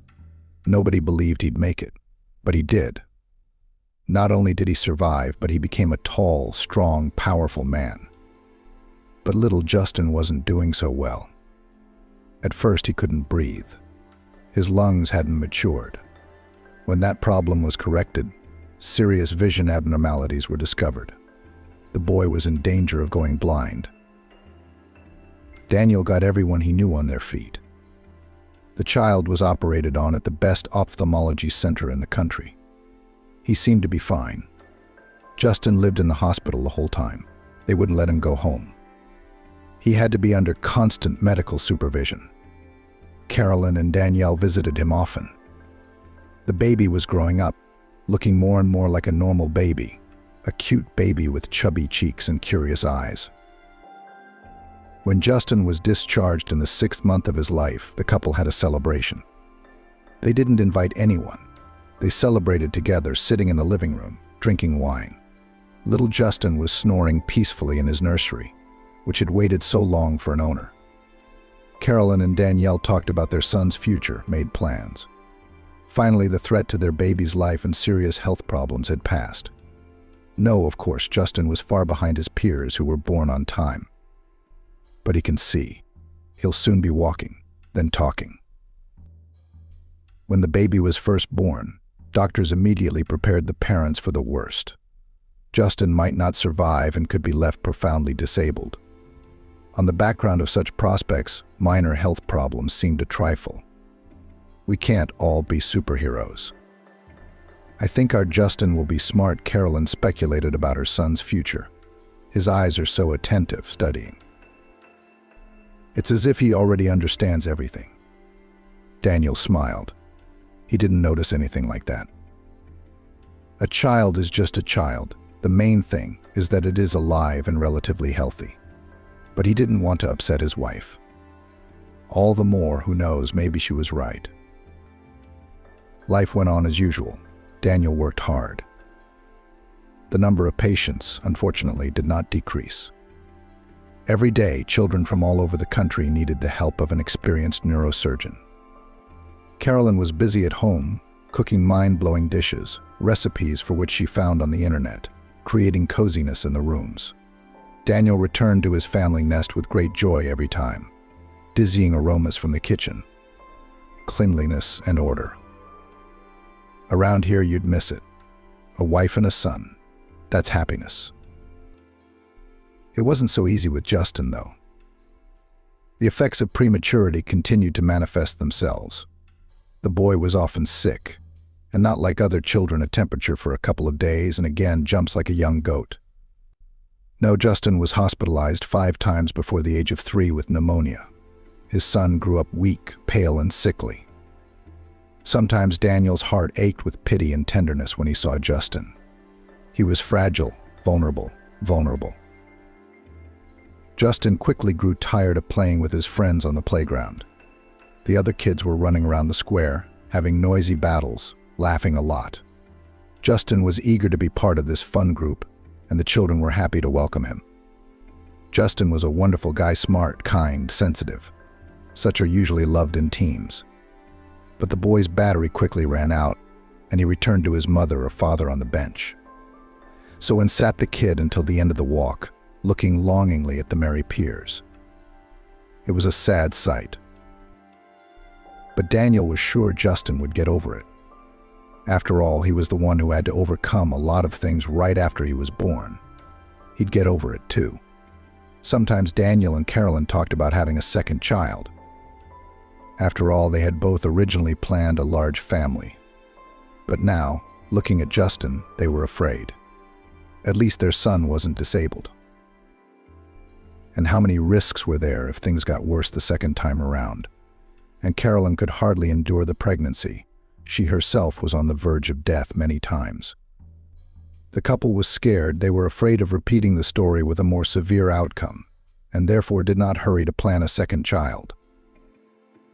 Carolyn often went with Justin to clinics and rehabilitation centers. The baby needed a lot of attention and care more than healthy children. The boy was engaged in a variety of specialist sports coaches, homeopaths, early development experts. The results, of course, there were, especially in terms of mental abilities. At the age of 3, Justin was already slowly reading and quite fluently operated with numbers within 5. A little genius, that's what his acquaintances jokingly called Justin. Daniel was proud of his son's progress. It turned out to be such a joy when your child succeeds in something. But physically, Justin was still very weak. He couldn't even go to daycare because he picked up infections so quickly. And that was troubling. Daniel chased the bad thoughts away, reassured himself that the child was under the control of doctors, and they found nothing serious. Or maybe someone had a bad feeling about Daniel. How many children had he seen in his life? Hundreds of little patients had passed through his hands, and the man had learned to distinguish strong, promising kids with good potential from the troubled ones. Unfortunately, Justin fell into the latter category. Daniel didn't share his suspicions with his wife. She was worried enough as it was. Maybe she sensed something too. Trouble came on New Year's Eve. Justin took a little longer than usual to walk with his mother on the slide, which was built in the center of their cottage village. The weather was warm, and snow was falling in large flakes from the sky. It was beautiful. The scenery was like a Christmas card. Justin still didn't want to go home. Carolyn went along with him and let him go out in the snow with the neighborhood kids. The boy, as always, quickly tired and sat down on a bench closer to his mother. But he still refused to come back. He sat with a smile, watching his peers, who began to build a snow fortress. And then the boy didn't have the strength to go home. Carolyn, as always, carried him to the porch in her arms. Justin was only 3.5 years old. Yet he weighed probably as much as 2 one-year-olds. By late afternoon, the boy had a fever. He must have sweated while playing on the slide and then frozen on the bench. Carolyn called a doctor right away. He examined the child, prescribed medication, and told her to keep an eye on him. By morning, it was obvious that hospitalization was unavoidable. Justin was burning up. The antipyretics weren't working. Daniel called an ambulance, which took Carolyn and Justin away. The man himself followed them in his car. From the emergency room, the boy was taken up to the intensive care unit. The parents were released to go home. Carolyn cried all the way home, berating herself. We should have brought him home right away, but he was begging for us to stay. I let a 3-year-old get in the way. It's all my fault. Daniel tried unsuccessfully to calm his wife, but he was not very successful. Justin was again diagnosed with pneumonia, this time bilateral. The baby was in intensive care in critical condition. Again, Danielle and Carolyn lay awake at night, startled by every phone call. What if it was from the hospital? Carolyn didn't know everything. Since Danielle, using her connections, had asked the attending physician not to fill her in on the frightening details, Justin was between life and death. He was hooked up to machines, treated with powerful medications. The hope that the boy would survive was fading by the day. Secretly from his wife, Daniel went out to prominent professors, consulted even with foreign colleagues, looking for salvation for his son. It was hard to go through it all alone. But telling Carolyn that Justin was in critical condition was not an option. The treatment helped. Justin was slowly on the mend. Danielle exhaled. The baby still remained in the NICU, but his life was now out of danger. The crisis had passed. True, the serious illness plus intensive treatment had not gone away. Justin was once again cured of pneumonia, but the price was an acquired heart defect. Many of the drugs the boy was given had side effects. At that time, there was no opportunity to think about the potential harm of treatment, just to get the child out. Now the consequences have taken their toll. And they have. Justin had become a cardiologist on top of all his other problems. So much trouble for one small, skinny little boy, not even 4 years old. The kid was constantly examined. Doctors kept the situation under control. But Justin's condition was becoming increasingly critical. The disease was progressing rapidly. Carolyn was at first relieved when the threat to her only child's life was over. But a new problem again initially threw the anxious mother off balance. The doctor's prognosis sounded almost like a verdict. Justin was getting worse and worse. Then the woman pulled herself together for her son. Daniel marveled at his wife's resilience. She had to stay with Justin in hospitals, watch him, follow the numerous recommendations of doctors' physical activity, pills by the hour, constant monitoring of indicators, and so on. These worries and a rigid, busy schedule distracted Carolyn from depressing thoughts, gave strength to go on and fight for her son. Fortunately, the woman didn't know the whole truth. And the truth was this: Justin needed a complex, unique, long-term operation. It had been postponed.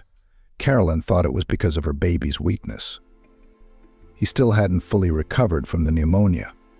In reality, no surgeon wanted to take on such a patient. Daniel knew that Justin had a high chance of not surviving the long surgery.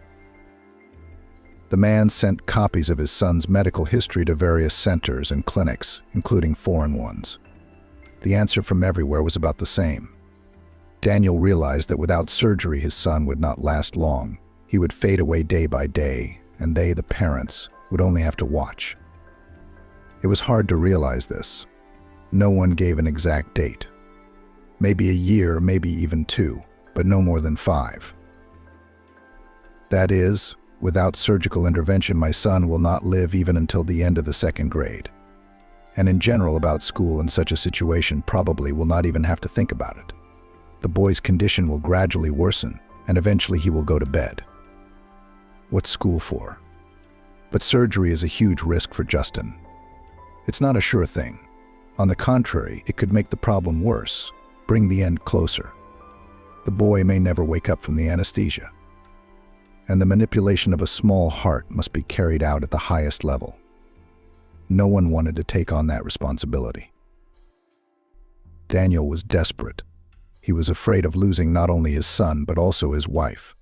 If the worst happened to Justin, Carolyn wouldn't be able to bear it.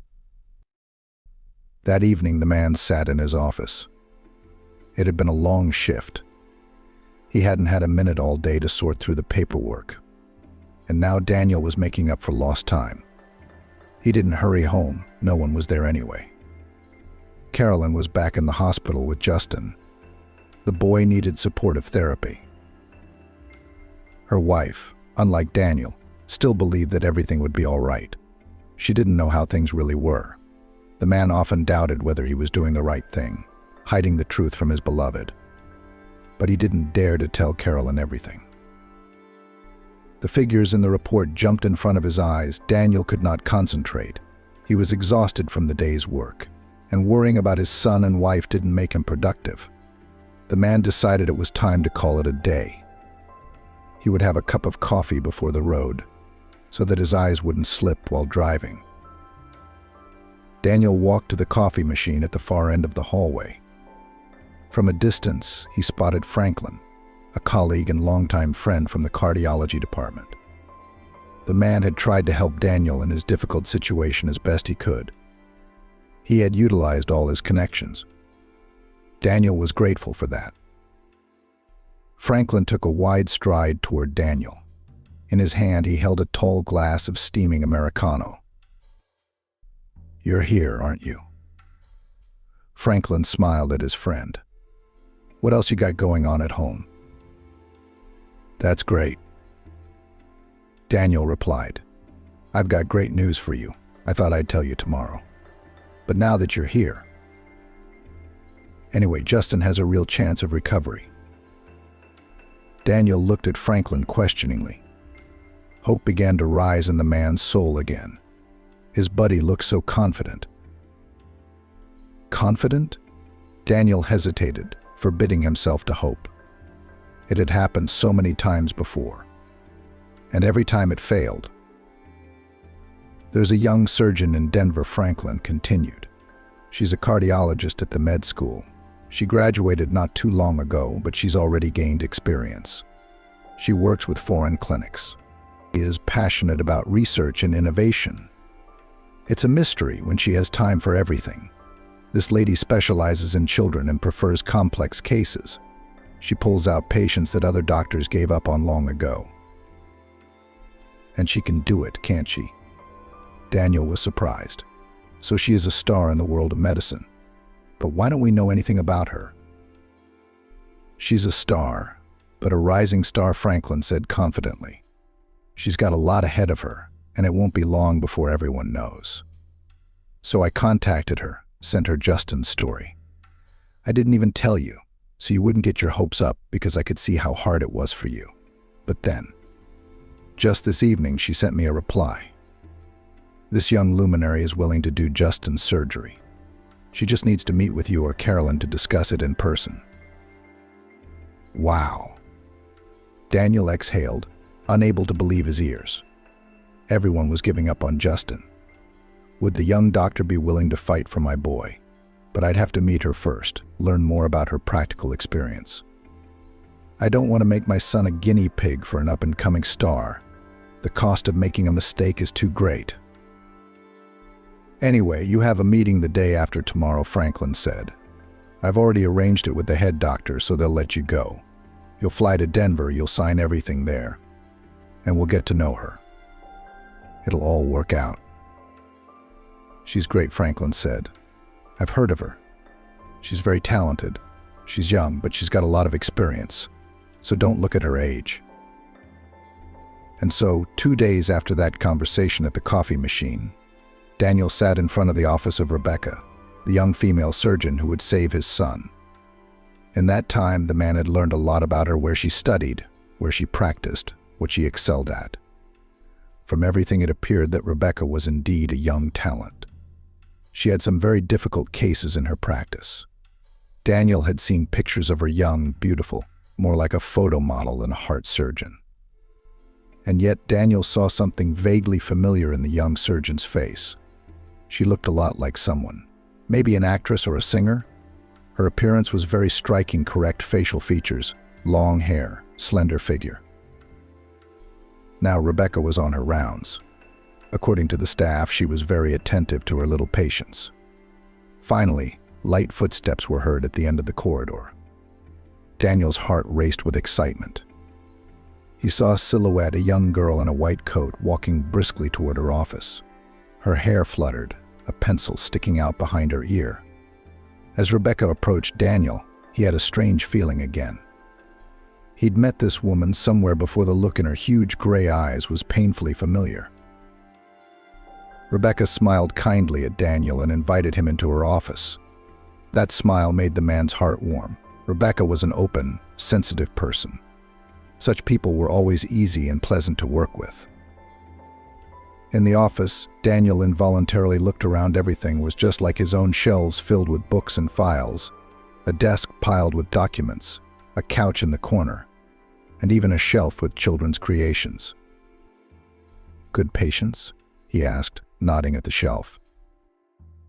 "Absolutely," Rebecca smiled. "Why don't you have a seat?" "I brought Justin's medical history." Daniel handed the young doctor a puffy folder with documents and scans.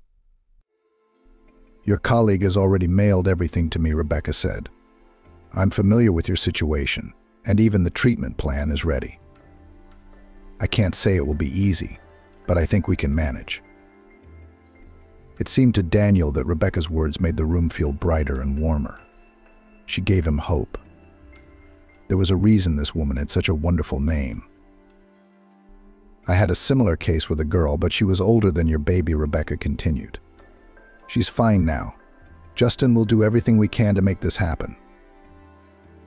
Daniel asked Rebecca questions about his son's treatment that he was very interested in. She answered in detail, thoroughly, thoughtfully. The man quickly realized that she was a professional and innovator. It is such people who move medicine forward. This girl has a great future. She will save more than 100 lives and even more. After all, her techniques and schemes will then be used by other doctors. On top of everything else, Rebecca turned out to be an incredibly nice person. She looked at Daniel with sympathy, tried very hard to support him, to cheer him up. She understood how hard it was for him. When the formal questions and signing of the documents were over, Rebecca suddenly asked the man an unexpected question. "And you? Don't you recognize me at all?" Daniel took a closer look at the young heart surgeon's face. "Those gray eyes of yours. They look very familiar," he admitted. "But I can't remember where we've met before." "I'm not surprised," Rebecca smiled. "It was a long time ago. I was barely 7 years old then. I'm Nadezhda Silvanova, an old patient of yours." "So that's it," Daniel slapped his forehead. "Of course I'm glad you're doing well." "Thanks in part to you," Rebecca smiled. "You saved my life. They didn't even want to take me on, they'd written me off. That's what Dad told me later. And back then, when I was bedridden, my parents assured me that everything would be fine. Although the doctors told them otherwise," Rebecca continued, "they wanted me to believe in the best. It was the right thing to do." Daniel nodded his head. "I remember your parents, too. They're wonderful." The man switched to you in an unnoticeable way. It wasn't a woman surgeon he didn't know well. And Nadia was the same, Nadenka. "I'll do anything to save your son," Rebecca said. "It's amazing what fate has thrown my way. Justin has become my patient. There's a reason for that. I believe in signs. We surgeons are superstitious, the new ones know that." "Yes, that's true," Daniel nodded. "I believe in signs too. That's how fate works. Now I'm in your parents' shoes. What was it like for them? I felt it all. It's scary to imagine. But don't worry, everything will be fine." Organizing Justin's transportation to Nizhny Novgorod took several days. We had to prepare documents, take a lot of tests, conduct another examination. Daniel had a lot of help from all his colleagues. In the end, we managed even faster than we had planned. And now the baby was already in the hospital under the careful supervision of Rebecca. She immediately found a common language with both Justin and Carolyn. Both of them literally fell in love with the smiling young doctor. Rebecca's mere presence gave them confidence in a happy outcome. Daniel never met her again. Rebecca had a lot of work to do. She didn't have time for chit-chat. But they did talk on the phone a few times, discussing the upcoming surgery. The surgery lasted 8 hours. During that time, Danielle and Carolyn were worried sick. First they sat in the hospital, then they wandered around the neighborhood of the medical center. It seems that they sat in a cafe, visited some museum. After a while, the couple couldn't even remember what they did to fill the agonizing hours of waiting. Daniel held Carolyn's hand tightly. Her palm was cold, icy cold, although May had been hot and sunny that year. Daniel was impatient every minute, pulling his cell phone out of his pocket, fiddling with it, flipping through the news feed. He waited for the call. "When the surgery is over, Rebecca will call," she promised, Carolyn said. "Why are you so worried?" "It won't be much longer. My surgeries take longer than that," Daniel tried to reassure her. Carolyn didn't know the risks. Daniel was still taking care of his wife. Finally, the long-awaited call came. Everything went well. Rebecca's tired voice came through the phone. It was hard, but we did it. The team was great. Your son is a hero. He'll be fine now. More details tomorrow. I gotta go. Daniel slumped helplessly on the bench. He had a smile on his face, which his wife immediately realized. Justin is fine, Carolyn said affirmatively. Rebecca had worked a miracle. After the operation, Justin recovered quickly. He was only in the intensive care unit for 2 days, and that was only because of the protocol. Then Carolyn went to the hospital with him. Daniel, the attending physician, had to go back. There were patients waiting for him in the capital.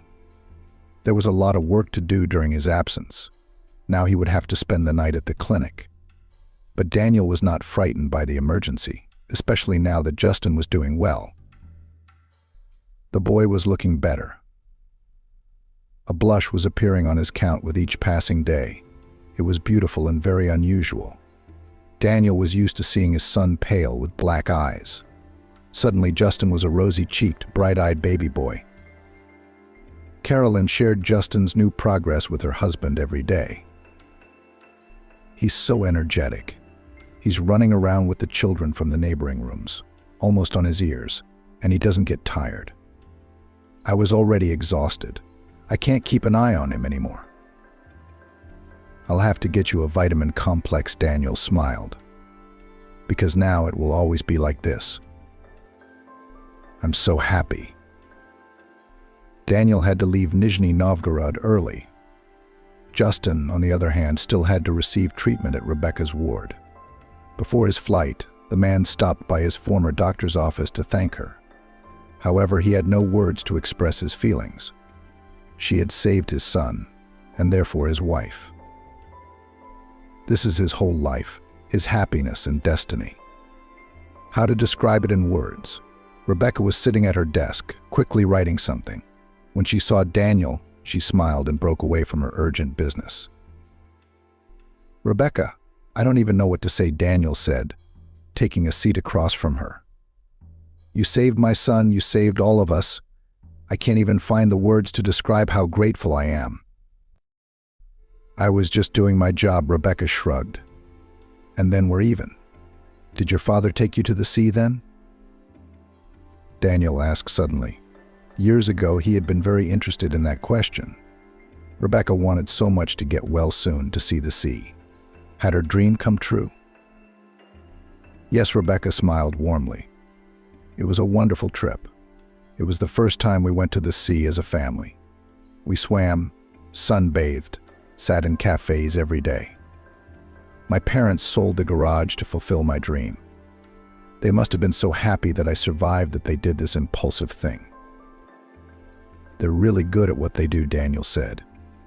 You needed positive emotions and sea air more than any medicine at that time. So parents tried for the health of their daughter. I swam with a dolphin too, Rebecca remembered. True, not in the open sea, as in my dream, but in a dolphinarium. It must have cost my parents a lot of money. I mean, we've always been poor. But that summer after the operation, it was so happy. I felt like the whole world was spinning around me. But you deserved it, Daniel said seriously. You were a real hero. The whole staff marveled at how good you were. Not all kids have that kind of resilience. Do you remember my box? Rebecca asked. I gave it to you when you were discharged. Of course, it still holds a place of honor in my collection. It's on the shelf, and when I look at it, I think of you, that little girl, bigger than my eyes, cheerful. Do you remember what was inside it? Rebecca asked. Inside. Daniel was surprised. I didn't even think there was anything in there, Daniel said. So you didn't open it? Rebecca's eyes lit up like 2 torches. Surprisingly, they were gray and cold, then suddenly bright and piercing. No, I didn't, Daniel replied. Will you be sure to open it when you get home? Rebecca asked. Sure, I can't wait, Daniel admitted. And that was the truth. Daniel stood in his office. In his hands, he holds the very same box, pink, shiny, decorated with paper flowers. The lid is closed with a homemade lock, so tiny that Daniel could barely manage it with his thumbs. He could have pulled harder, of course, but he didn't want to ruin something dear to his heart. At the bottom lay a color photograph of a smiling Rebecca. It must have been a graduation photo from kindergarten. Her blonde long hair was curled and beautifully tucked to the side. Her lips were slightly touched up with pink lipstick. That day, Rebecca wore a dress of sky blue color, puffy skirt, lantern sleeves. The disease had already made itself known then. There were dark circles under the girl's eyes, but Rebecca smiled broadly at the camera, holding a bouquet of scarlet roses to her chest. It was probably her favorite picture found on her. She looked like a princess. Girls just love that kind of thing. Danielle smiled. What a sweet, cute, spontaneous little girl she was. The little girl in the picture had so much ahead of her, and severe illness, and long treatment, and victory, the sea, study, work in the hospital. But that day, of course, Rebecca didn't realize it yet. She was just a little, dressed up, beautiful and happy girl. Daniel turned the picture over as he thought. On the back was a message. Rebecca had written it years ago in her childish, clumsy handwriting. The letters jumped around, leaning in different directions. There were many reasons for that. Instead of learning and practicing her handwriting, Rebecca had to undergo long and hard medical treatment. Besides, after the operation, her fingers were still not quite right. In fact, Rebecca was a future doctor. And we all know the jokes about their handwriting. "Thank you for living," Daniel read on the back of the photo.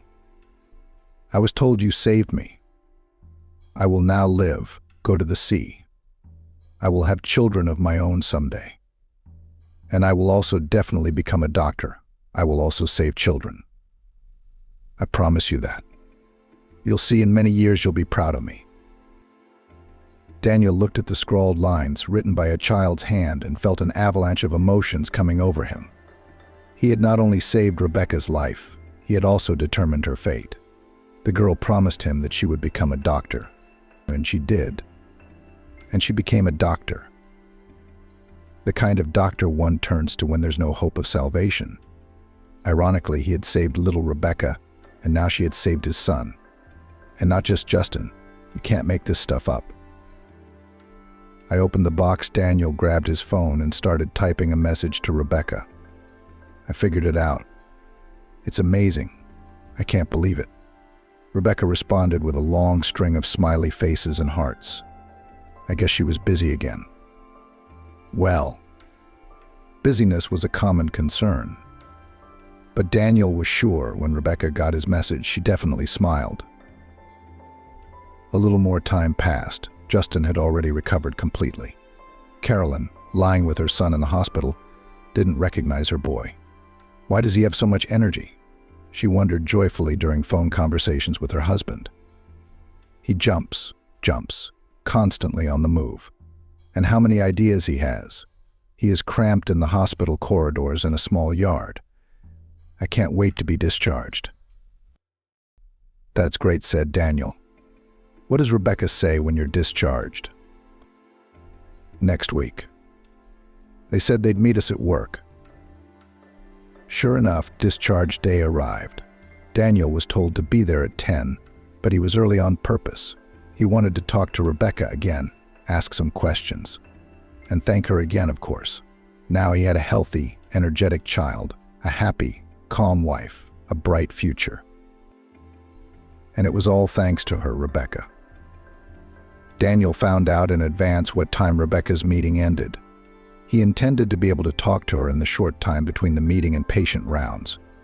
When Rebecca saw Daniel at the office, she was genuinely pleased. "I knew you were coming," she said. "Let's go into my office. I'll tell you how Justin's doing.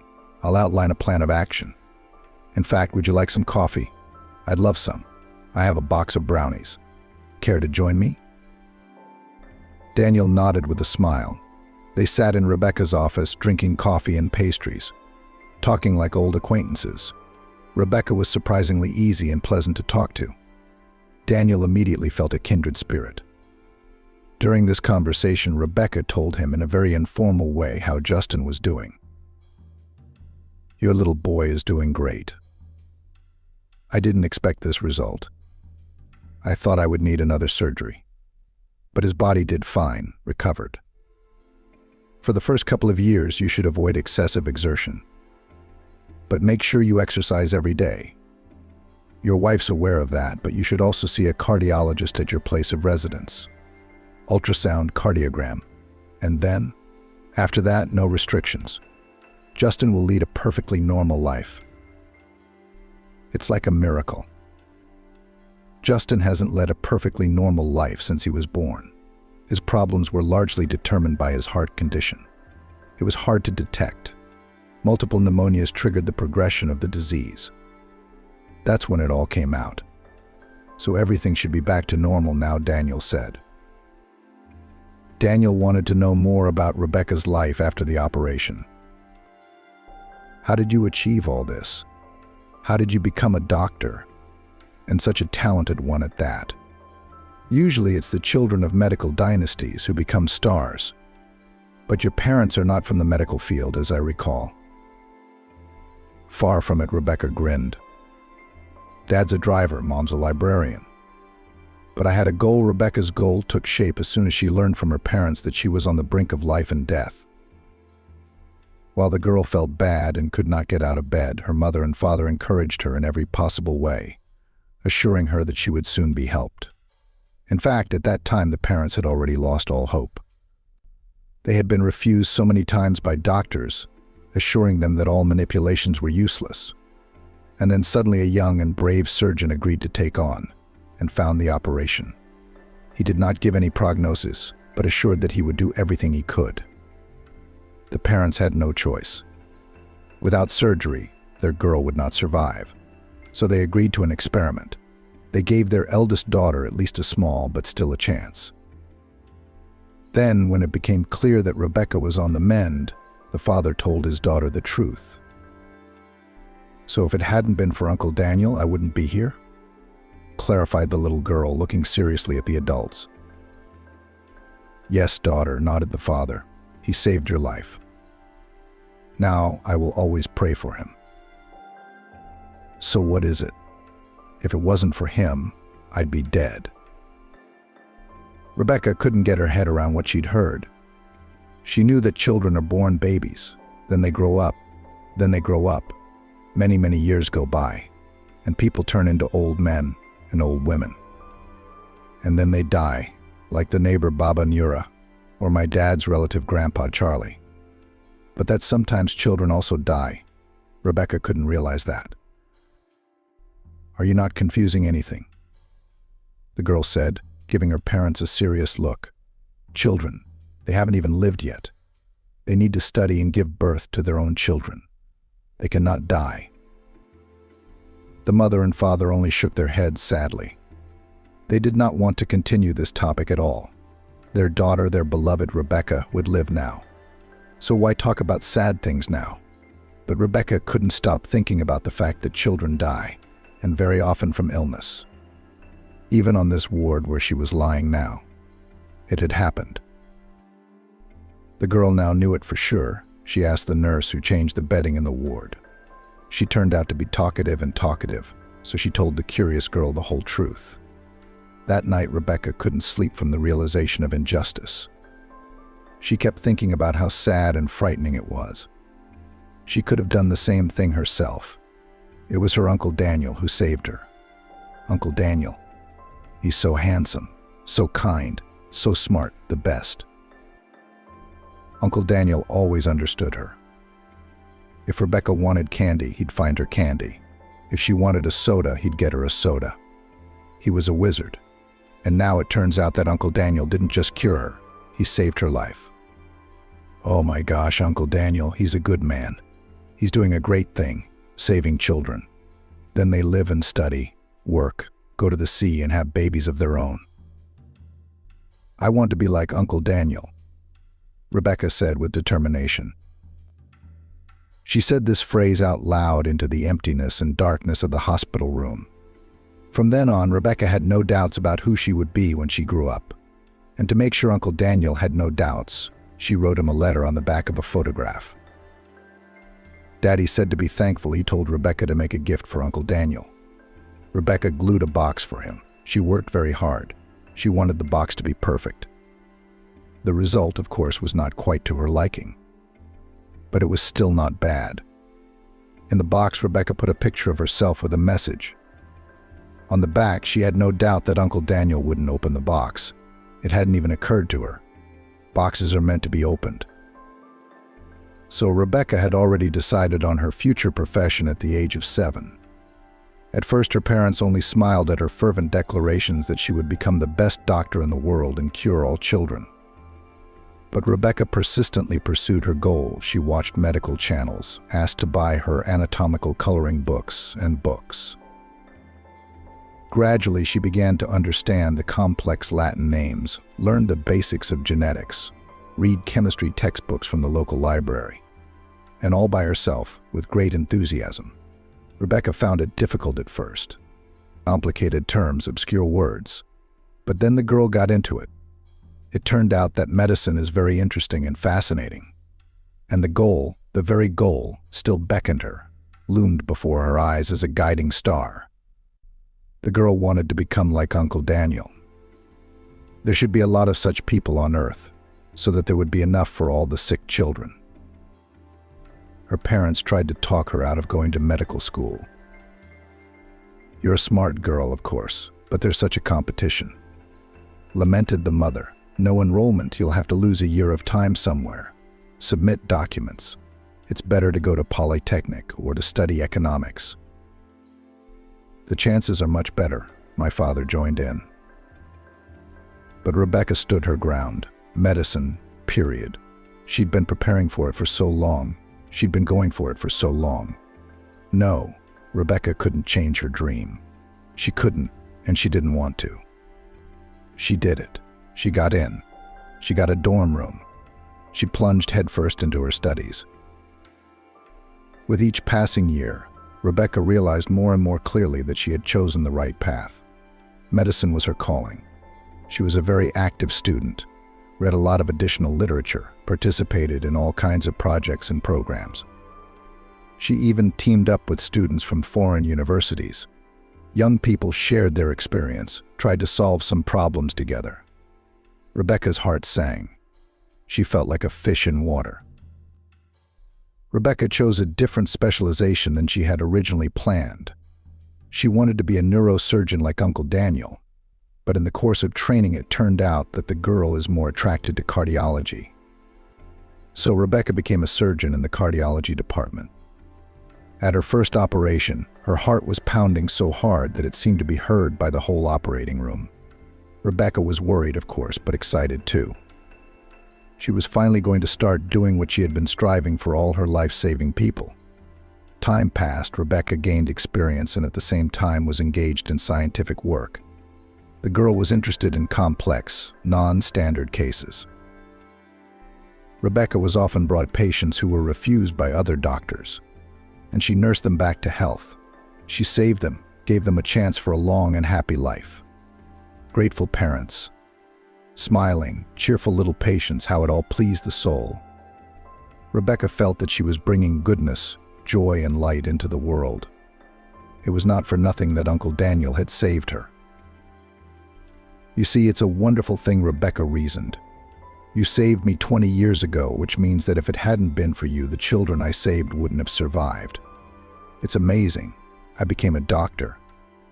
Any of your patients become teachers, engineers, drivers, and they're all doing good. They're all doing something important and good. That's how goodness spreads through the world. Daniel looked at Rebecca and smiled.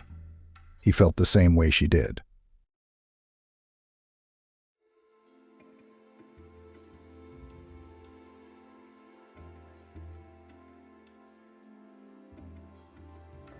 Taylor wandered through the streets of the small, dusty town. Provincial Sunset City greeted the man with marvelous weather. Warm, but not an exhausting heat wave like Los Angeles. The sky was slightly overcast and there was a pleasant freshness in the air. The man is here on a business trip. The company, where he worked as a general manager, planned to open branches in such small towns. And this, in Taylor's opinion, was a very successful and profitable project. Taylor had already held a business meeting, agreed on everything with the local administration. In fact, that was the purpose of his trip. And now he was walking back to the hotel. No, Taylor, of course, was offered transportation and local cab drivers. The man himself decided to walk around the city. He wanted to walk through these narrow streets to see how the people lived here. The city reminded the man of Cedar Rapids, the place where he had been born and raised. In such small communities, of course, there is little for young people to do. There is nowhere to go to study after school, no clubs and sections. But it is a pleasure to raise children in such towns. Everyone knows each other. A first grader is not afraid to let go to school alone. The distance is minimal. There is no need to stand in traffic jams at 8 a.m. to take your child, for example, to a doctor's appointment. And the children for themselves, local streets, abandoned wastelands. A perfect arena for all kinds of games: hide and seek, catch up.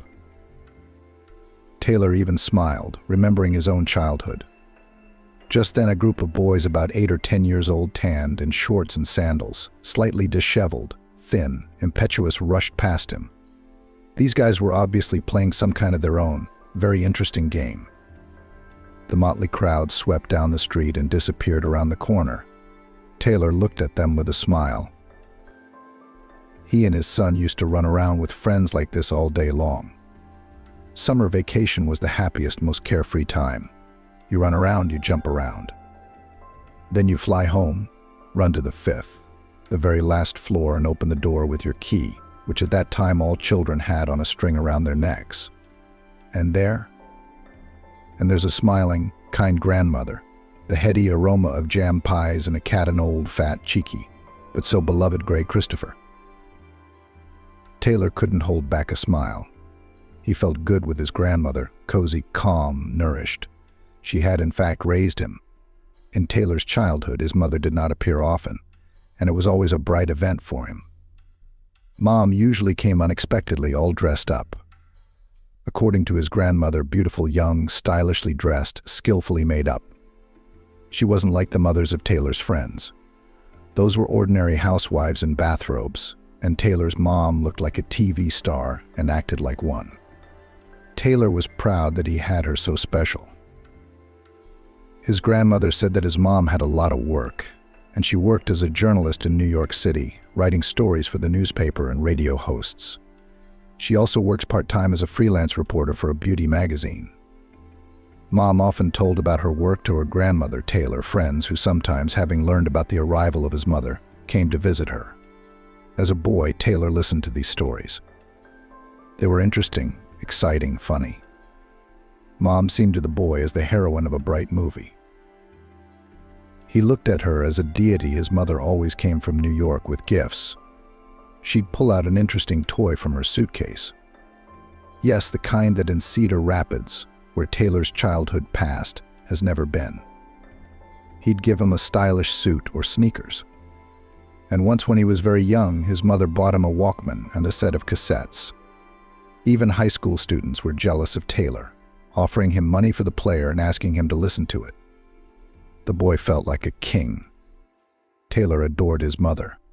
Her appearance in his and his grandmother's apartment made him the happiest man on earth. And it wasn't just the presents, of course.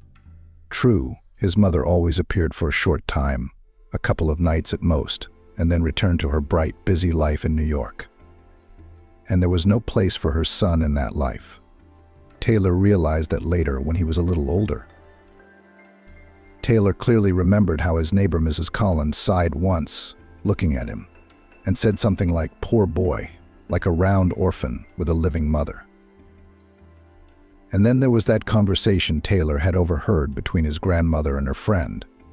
Taylor had gotten home early from school that day, opened the door with his key, and overheard the whole thing. Grandma was sitting with her neighbor in the kitchen. The older women were drinking tea and discussing him, Taylor and his mom. It was the neighbor who had said many unkind things about Mom, that she had a lot of suitors in New York. That's why the woman does not pay attention to her son, gives little money for his maintenance, and all that cares about the boy, she transferred to his grandmother with peace of mind, and she herself lives at her own pleasure. The grandmother seemed to have nothing to object. She tried her best to protect her daughter, talked about the difficult life of a single mother, assured that she worked so hard only for the sake of her son. But all her arguments broke down on the arguments of the neighbor, and Taylor then realized the grandmother herself did not believe her own words, that her daughter simply had no choice. Since then, Taylor had come to realize that his mom wasn't a perfect woman or a superhero, and it hurt a lot. The grandmother gave her only grandson all her care, love, attention. But as the boy grew older, it was his mother who was missing more and more often. There was nothing to say about his father. Taylor did not know him at all. But Mom is young and energetic, modern. She was never there for him in times of need. Never. Taylor caught pneumonia and almost died in the hospital. Never. It was time for the kid to decide on a career. Grandma was always there for him, just Grandma. So soft, cozy, kind.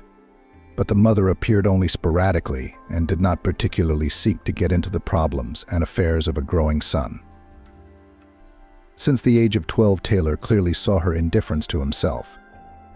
His mother came to him and his grandmother as if only to serve a heavy duty, to put a check mark in the list of urgent tasks opposite the item communication with his son. Gradually, Taylor began to feel something of a dislike for his parent. When she visited, Taylor would try to go to a friend's house or lock himself in his room. But he couldn't stand his mother's visits anymore. He couldn't stand it. It was hard on him. Taylor, walking past the ice cream parlor, suddenly remembered how his grandmother used to take him to the same cafe every morning on his birthday and let him order whatever he wanted: soda, ice cream, chocolate. And then for lunch, Grandma would bake a delicious cake, pull out cans of compote from the pantry, and call the neighborhood boys to the table. Mother was never present at these celebrations. She usually arrived a couple of weeks later. With gifts, of course, she congratulated her son and hurried back to her beautiful life, as it seemed to Taylor at the time. Only once did he and his grandmother visit his mother in New York City by themselves. The huge city at first a little frightened Taylor, but soon the boy fell in love with it. There was so much here: a zoo, a huge amusement park, not like in their Chicago, wide streets, fountains. The cars were huge, bright, beautiful. Mom lived in a small rented apartment. One room, but spacious, bright, clean. Taylor loved the view from the balcony: high-rise buildings, roads, motley crowds of people streaming through the streets. You could look at it forever. Taylor often asked his grandmother later, when are they going to visit Mom again? He was so excited to see New York City again. Secretly, the boy dreamed that his mother would someday take him to live with her.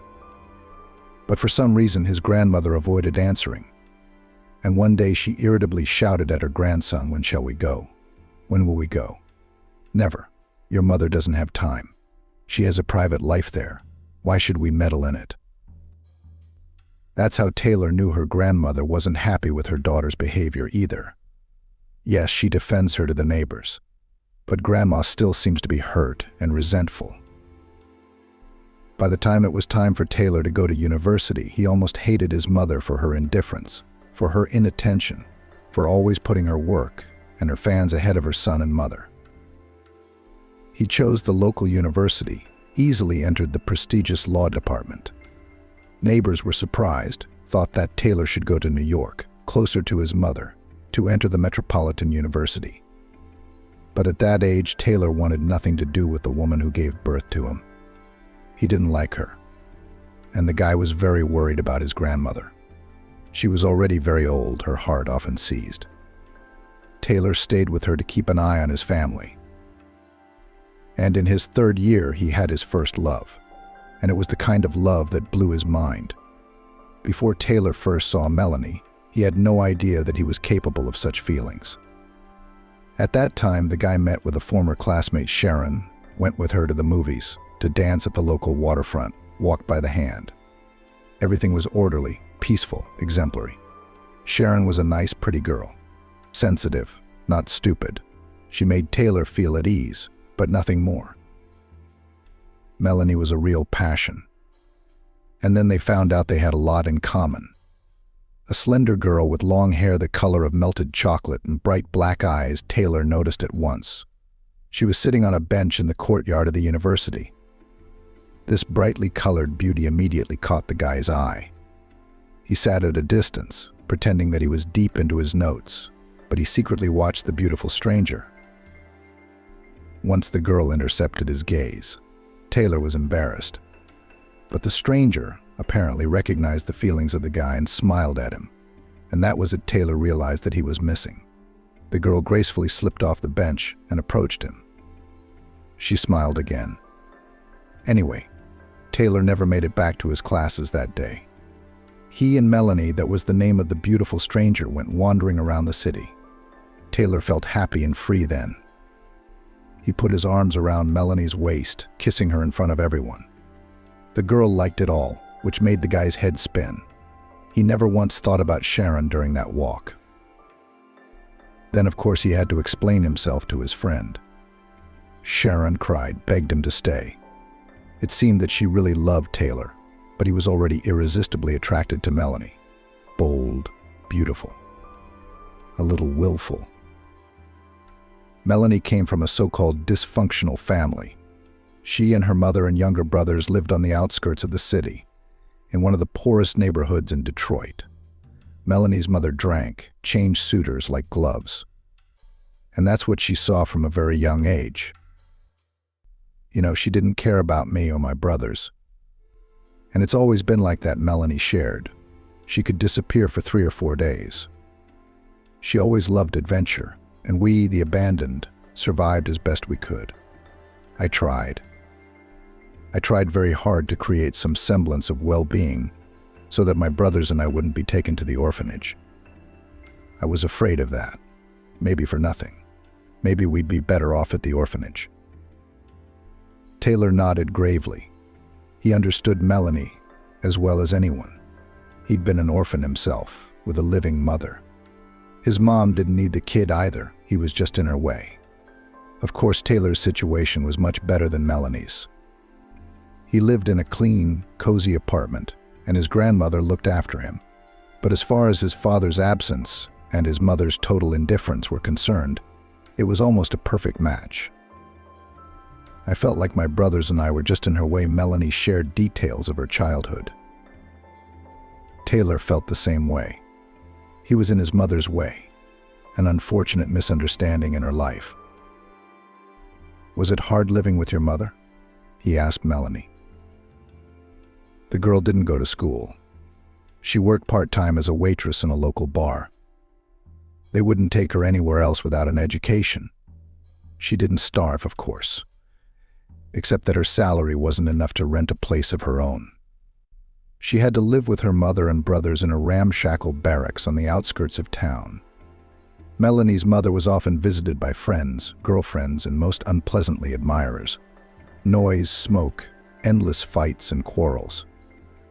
Melanie seemed to be used to all of this, but Taylor could see perfectly well it was hard for her to live at home. She was unhappy. And how can one be happy in such conditions? Taylor found a way out of the situation, proposed to the girl. Yeah, it's a little early. Like the future newlyweds were only 19, not even 20 years old. Taylor still had a lot of studying to do. But what do we do? Melanie can't be in this environment. Taylor will not be able to rent an apartment for her, and just to live like this, and a girl in his room grandmother is unlikely to allow. She's an old-fashioned person. But if Melanie signs with Taylor, that's a different story. And what a blessing it would be, anyway. Living with the one you love and never having to leave her side, never having to worry about how or where she sleeps. To fall asleep and wake up in each other's arms. To take care of each other, to watch TV in the evenings, to plan something. Taylor reasoned. Melanie was thrilled with the idea. It would be awesome to be your wife. I really want to be your wife, she said. Taylor's grandmother, and even more so Taylor's mother, was not informed. The young people applied to the local registry office. A month later, they were married. The newlyweds appeared at the solemn event in jeans and t-shirts. True, Taylor still bought the bride a beautiful bouquet. The woman from the registry office disapprovingly looked at the future spouses, in jeans at the wedding. The dressed-up ladies arched their eyebrows in surprise. In line outside the door stood several traditional couples, bride-groom. They were accompanied by annoyed guests. And Taylor and Melanie showed up alone. Yeah, in jeans, Taylor nodded importantly. Who cares what we're wearing? It's about feelings, relationships. Green, sighed the woman. Well, play family. You'll figure it out soon enough. Taylor smiled indulgently.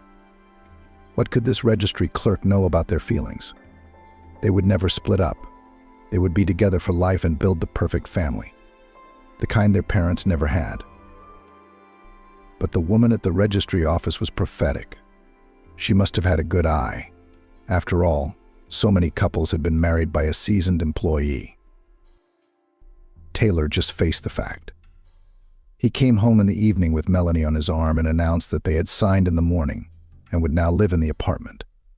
Grandma clutched at her heart. Oh, but tried her best to stay calm. Taylor realized later that he shouldn't have done that. Grandma had a bad heart, after all, and she would have supported him anyway. But as it happened, so it happened. He was young, inexperienced, in love. Grandma immediately assembled the table from where she'd just come. It turned out to be a celebratory dinner. The three of them sat up late talking. Grandma, having learned the details of Melanie's life, felt pity for the poor girl. It was obvious that she liked the young wife of her grandson. For about a year, everything was just perfect. Taylor studied, Melanie worked, and helped her grandmother around the house. Everyone seemed to be happy with the way life was turning out. Melanie had almost stopped drinking. Her mother took the news of her only son's marriage, like everything else going on in his life, with indifference. She was about to get married, too. Finally, one of her suitors was ripe for a serious step. It seemed to be a co-worker of her mother's, a man much younger than her. Not Taylor's age, of course, but only about 10 or 12 years older than Taylor and Melanie.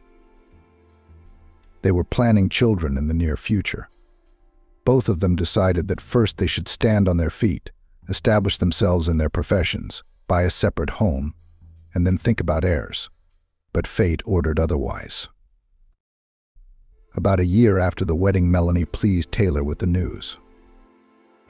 There's going to be a baby. Taylor then took the news as another adventure. He was breathless at the thought that he and Melanie would become young parents. It wasn't scary. His grandmother was always there. She'd help. She'd teach him everything. So why worry? They'll manage. The pregnancy didn't go very easily. Melanie didn't feel well, was often hospitalized, and the mom-to-be's temper deteriorated. She became cranky, demanding. She constantly reproached Taylor in something, said that it was boring with him, that he does not earn enough and does not know how to do anything. And Taylor? He suddenly began to realize that his feelings for Melanie were somehow cooling down. His heart no longer beat in the same rhythm when he saw her, and his wife's smile didn't bring the joy it used to. Taylor looked at Melanie with different eyes now. He didn't see a forward-thinking girl, but a person with a lot of bad habits, not the same old bold beauty. Grandmother seemed to notice the cooling of feelings between the young couple. She tried to fix something, talked a lot with Taylor, explaining that pregnancy often becomes a test for both husband and wife. The guy seemed to understand the grandmother and agreed with her, but could not help himself, and Melanie acted as if Taylor was suddenly disgusted with her. Boring, predictable. I can't take it anymore, Melanie said often. Taylor either didn't say anything or answered rudely and walked away. He thought having a baby would change everything. But then Naomi was born, a tiny, confused infant. Grandma could spend hours gazing at her great-granddaughter's crib. and Melanie and Taylor genuinely didn't understand what there was to admire. They named the girl Naomi. That was Melanie's decision. Taylor didn't mind. He didn't care. The child at first did not cause him any feelings, and later his daughter began to irritate him. She cried all the time, had to be soothed. The grandmother focused all her attention on the baby. Therefore, Taylor now had to pour his own tea and heat dinner, as well as dilute the formula for his daughter, since Melanie had no milk. This had to be done at all hours of the day and night. If Naomi started crying during the night, Taylor would get up and dilute the formula, while Grandma tried to soothe this crying creature. Melanie flatly refused to run to the baby on cue, and Taylor was very understanding. Melanie was drawn to her daughter. She probably wasn't ready for motherhood, and having a baby hadn't worked a miracle. Nor did their sense of responsibility to their newborn daughter Naomi. Nor had a caring and loving grandmother stopped it. Taylor was now deeply ashamed of his attitude toward his daughter. She had been unlucky with her parents, both of them. Probably if it wasn't for her grandmother, the child welfare authorities might have taken the girl away from her and Melanie in the first place. Grandmother, she and only she gave Naomi in the first months of her life what every infant needs so much: tender lullabies, tender, warm embraces, unconditional love of a mother. She came one day to meet her granddaughter. She brought, as always, a lot of gifts for Taylor, Melanie, and, of course, Naomi. Taylor watched with jealousy as her mother lovingly rocked the little girl in her arms, looking at her with a tender gaze. It was obvious that the newfound grandmother did not want to put the girl in the crib. And Naomi answered her grandmother in the same way, smiled affectionately, looking faithfully into her eyes. Taylor wondered why the mother, who had not cared about her son all her life, suddenly melted when she took her granddaughter in her arms. Maybe she had grown up, realized her mistakes. But it's too late for that. Taylor was sure he'd never forgive his mother. Mom, of course, went to the capital. Nothing could keep her here. Not even a small, undoubtedly favorite granddaughter. There was work and a young husband waiting at home. But now, after Naomi's birth, her mother often called Taylor, asking about her granddaughter and Melanie, asking him to send photos of the girl. She was in touch with Melanie now, too. Mother-in-law and daughter-in-law corresponded a lot. The mother sent Melanie money for gifts for her granddaughter. Taylor knew what she was spending it on. His wife would run to the local bar and get drunk with the men there. She was bored with a child and an unloving husband. Taylor didn't care at all. Let her go out. The guy didn't feel even a hint of jealousy. He didn't have any feelings for Melanie anymore. Grandma thought Melanie worked at the bar. The grandmother did not communicate with her granddaughter Naomi, cooked for the whole family, cleaned, led the usual way of life. And Taylor? He was planning on leaving this town. He didn't have much time left to study. After graduation, he was going to go to New York, but not to his mother. Taylor wanted to start his own separate life. Let his grandmother, Melanie, and Naomi deal with it however they wanted. He'd still have to pay child support for his daughter. He wouldn't say no. It's a shame, of course, but what can you do? You have to pay for the mistakes of your youth. By the way, Taylor blamed his mother for this mistake of his youth. Well, who else? He was only drawn to Melanie so strongly because they had a lot in common. The mother didn't care about her daughter either. If it weren't for that fact, Taylor wouldn't be in such a hurry to make a big decision. But nothing. Life doesn't end here. Everything is still ahead. True, everything turned out not quite as planned. Fate, it seems, had its own plans for all the participants in this story. One very ordinary autumn morning suddenly did not become a grandmother the closest and dearest person for Taylor. As later said the doctor who arrived at the scene of the tragedy, the old woman did not even have time to notice how she died. She was preparing breakfast in the kitchen, felt dizzy, sat down at the table, and that was it. That's how Melanie found her sitting, leaning back in her chair. Taylor was taking the loss hard.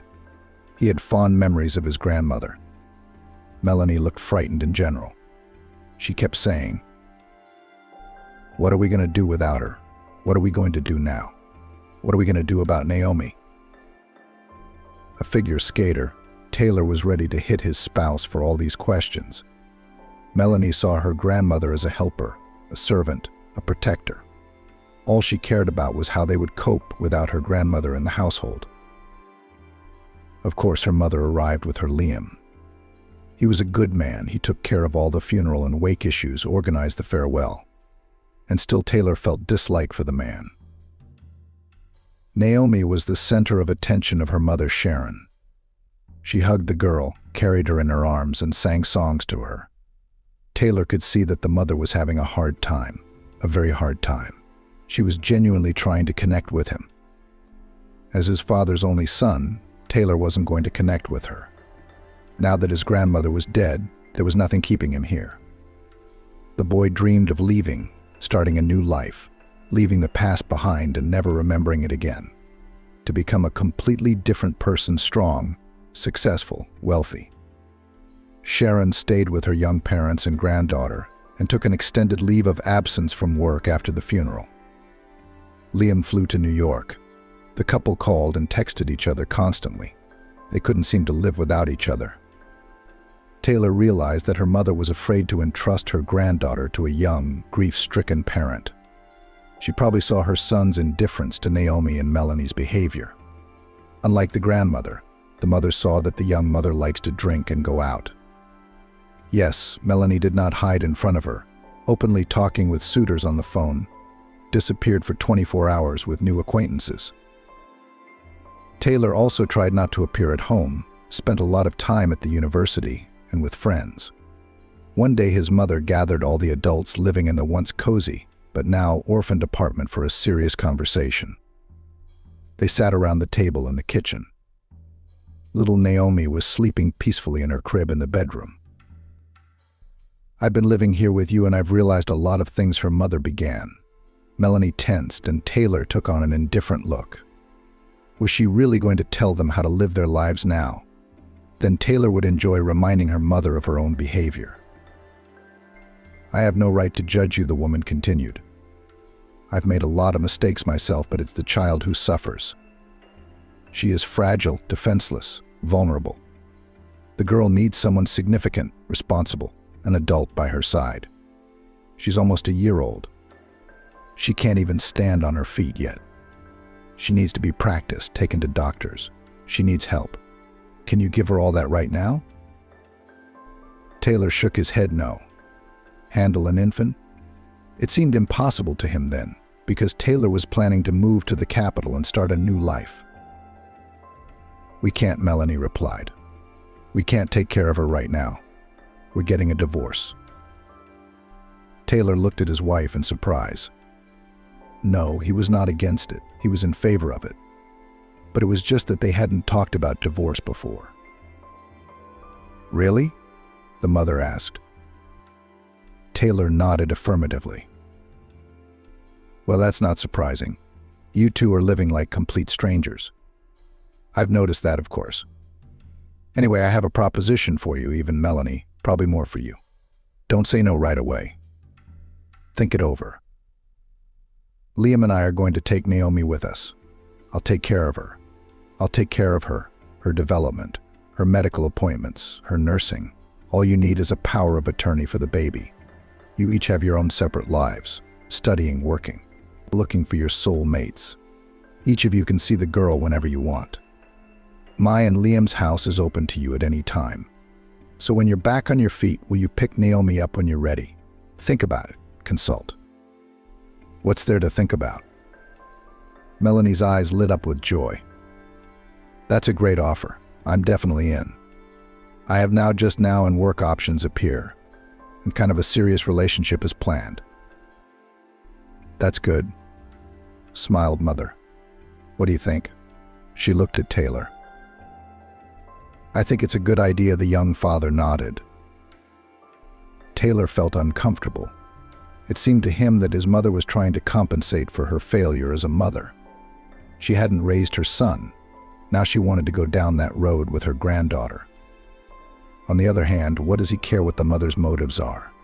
She's taking Naomi and saving her and Melanie a lot of trouble. So you should be happy, not brooding. Especially soon Taylor will leave here and forget this whole story like a bad dream. It didn't go away, of course. Taylor, as he planned, moved to New York after his studies, got a job, rented an apartment. He studied a lot and worked hard, made his way in this life with elbows and teeth. With women, Taylor was now careful, did not allow serious relationships, and even more so the appearance of new children. Then it seemed to him that the worst thing that could happen to him, the birth of a new random baby. So a significant part of his salary went to alimony to a complete stranger and unloved daughter. And if another child comes along, then what is there to live on? About the fate of Melanie, Taylor knew only from the words of his mother. She communicated with her former daughter-in-law, kept in touch with her. Melanie stayed in Chicago, found a job there, remarried, this time to some half-marginalized guy. Well, it's not surprising, given the fate of Melanie's parents. The mother often sent her son pictures of Naomi. The girl was growing up fast. The older she got, the more it was noticeable that the little girl looked a lot like her paternal grandmother, the same big blue eyes, light wavy hair, correct pleasant features. Liam, the mother's young husband, replaced the role of father. In the photo, he was hugging the baby girl, holding her on his shoulders, playing with her, and, judging by the look on the so-called stepfather's face, he was enjoying it. Taylor didn't understand the man. To mess around with someone else's baby and still be happy about it. Naomi had developed some serious health problems. No wonder Melanie hadn't given up her bad habits during pregnancy. Mother and Liam dragged the girl to doctors and hospitals, took turns lying with her in the hospital, fighting for her. Naomi was almost threatened with cerebral palsy. Through the efforts of her mother and stepfather, the diagnosis was not confirmed. They pulled Naomi out, put her back on her feet. Her mother tried to tell her son about the details of her daughter's treatment, but he was frankly uninterested. Taylor couldn't understand himself at the time, what indifference to his own child he had once blamed his mother for it, and then he had done much worse. Taylor only transferred money to his daughter, but did not want to see Naomi. Sometimes, however, her mother arranged meetings between them.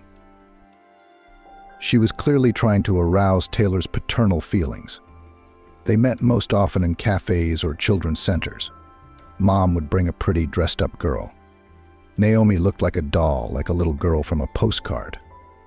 She smiled broadly at her father, trustingly took his hand. He automatically communicated with his daughter, but there was no response in his heart. Melanie didn't see the girl either.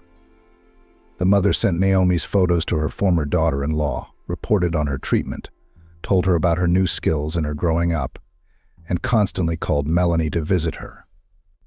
And not just Melanie, but her new husband. She did everything to ensure that the connection between the girl and her parents was not interrupted. But the trouble was, the young parents didn't want the child. Both were quite satisfied that the grandmother took the girl to herself. One day before Naomi's 4th birthday, the mother dragged Taylor out for a meeting. She came alone, without the girl, which surprised her grown son a little. "Something wrong?" he asked. "Naomi's a little sick." "Then why are we meeting?" "But let's go shopping and pick out a present for her. She's 4 years old, she understands everything. She's looking forward to the holiday, and you, of course. She adores you, you know that. Why don't I just transfer the money like always and you buy what she likes?" "Maybe. You're a father and you should know what she likes too," smiled her mother. "That's why I brought you here. You have to choose and buy the gift yourself. It's important." Taylor shrugged. It was that mother thing again. She was clearly feeling guilty in front of him for her cold childhood. It was very noticeable, and she tried to get closer somehow. She thought it could still be fixed. But still, Taylor went baby shopping with his mom. What was there to do? It was a tedious trek. Her mother smilingly wandered past the shelves of toys and explained to her bored son the difference between dolls and teddy bears. It turns out that Naomi likes certain toys, and to others is completely indifferent. The little girl loves unicorns, the mother gushed, and cartoons about them. We watch and read books about them too. And we have a whole carload of stuffed unicorns. Taylor nodded silently, wishing this shopping spree would end. They'd bought Naomi another unicorn for her father to give her on her birthday. "Is that it now?" Taylor asked hopefully. Almost his mother smiled. "Let's go to the jewelry store." Naomi was getting to the jewelry part. Taylor didn't particularly agree with his mother on that point, but he didn't object. In the jewelry department, he immediately noticed the set cute tiny gold earrings in the form of a unicorn and the same pendant on a thin chain. The man, usually indifferent to such things, involuntarily admired the jewelry. His mother caught his gaze. Her eyes lit up with delight. "It's just right. Naomi will love it," she said. "I'm buying this set," Taylor said, "and I'm calling a cab. I gotta run." Yes, of course. Naomi was indeed delighted with the jewelry her father had given her. The little girl in the pretty pink dress threw herself around his neck, as always. Taylor had always been surprised by this. He and Naomi saw each other once every 3 or 4 months at best. But she greeted him every time with such joy, as if the closest person to her didn't exist. Taylor helped her put on her earrings, her necklace and pendant, and gave her a few compliments that made Naomi smile. A surprisingly adorable baby. But being her father was something Taylor didn't know how to do, and probably didn't want to do. Taylor's career was on the upswing. Everything was just as he had once dreamed it would be. He was appreciated, noticed, and promoted at work. Now Taylor had his own apartment in Los Angeles, an expensive, beautiful car, a solid bank account. One day the management sent a promising employee on a long business trip abroad. It was a big step up, not even a step, a leap, a jump. Of course, there was hard work to be done, difficult times. But Taylor has never been intimidated by such difficulties. The man left the country with his mother, and now he hardly communicated with her. Once in a while she sent him a photo of her daughter, and then somehow she stopped talking, disappeared somewhere.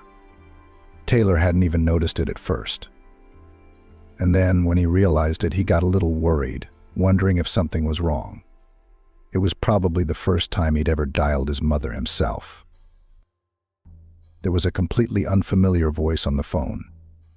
It sounded like his mother had been crying recently. "What's going on in there?" Taylor got right to the point. His heart was clutching at him with a bad feeling. "Trouble," the voice replied. "Melanie took Naomi. She had a new life, a new job, a new man. They've gone to some village. This man drinks. So does Melanie." "Well, you scared me," Taylor exhaled. "Nothing happened. It's just a mother taking her daughter away. Be happy and rest. You don't have to deal with a small child anymore." "You don't understand. Naomi is not well there. That man drinks. Melanie too. But why would they have a baby?" "You must have misunderstood something. If they took Naomi, they must be doing well." "No, they're not. They just want child support. What are you paying for Naomi? They took her and her bank card so they wouldn't have to work. And they're on welfare too. Naomi's their livelihood. She's not happy there." At those words, the mother broke down into sobs. Taylor clumsily tried to calm her down, but failed and hung up. The mother was probably right. Naomi had lived these 4+ years at Liam's grandmother's house like a little princess, beautiful dresses, expensive toys, proper nutrition. And then Melanie takes her to a completely different world, some village, a strange man who drinks. But what can you do? Melanie is Naomi's closest relative, her mother. Any court in this country will rule in her favor, so you have to accept the situation. It can't be helped. Taylor, becoming older, wiser, repented for such a decision. How could he? How could he be so indifferent to the fate of his own daughter, He knew that nothing good was waiting for Melanie. The trip lasted several years. Taylor had little contact with her mother, and in general, to be honest, almost did not remember neither about her, nor about her daughter. He didn't have time for that. All his thoughts were occupied with work. Her mother wrote sometimes, telling him that she was talking to Melanie, seeing pictures of Emma. They make the girl look neglected and unhappy.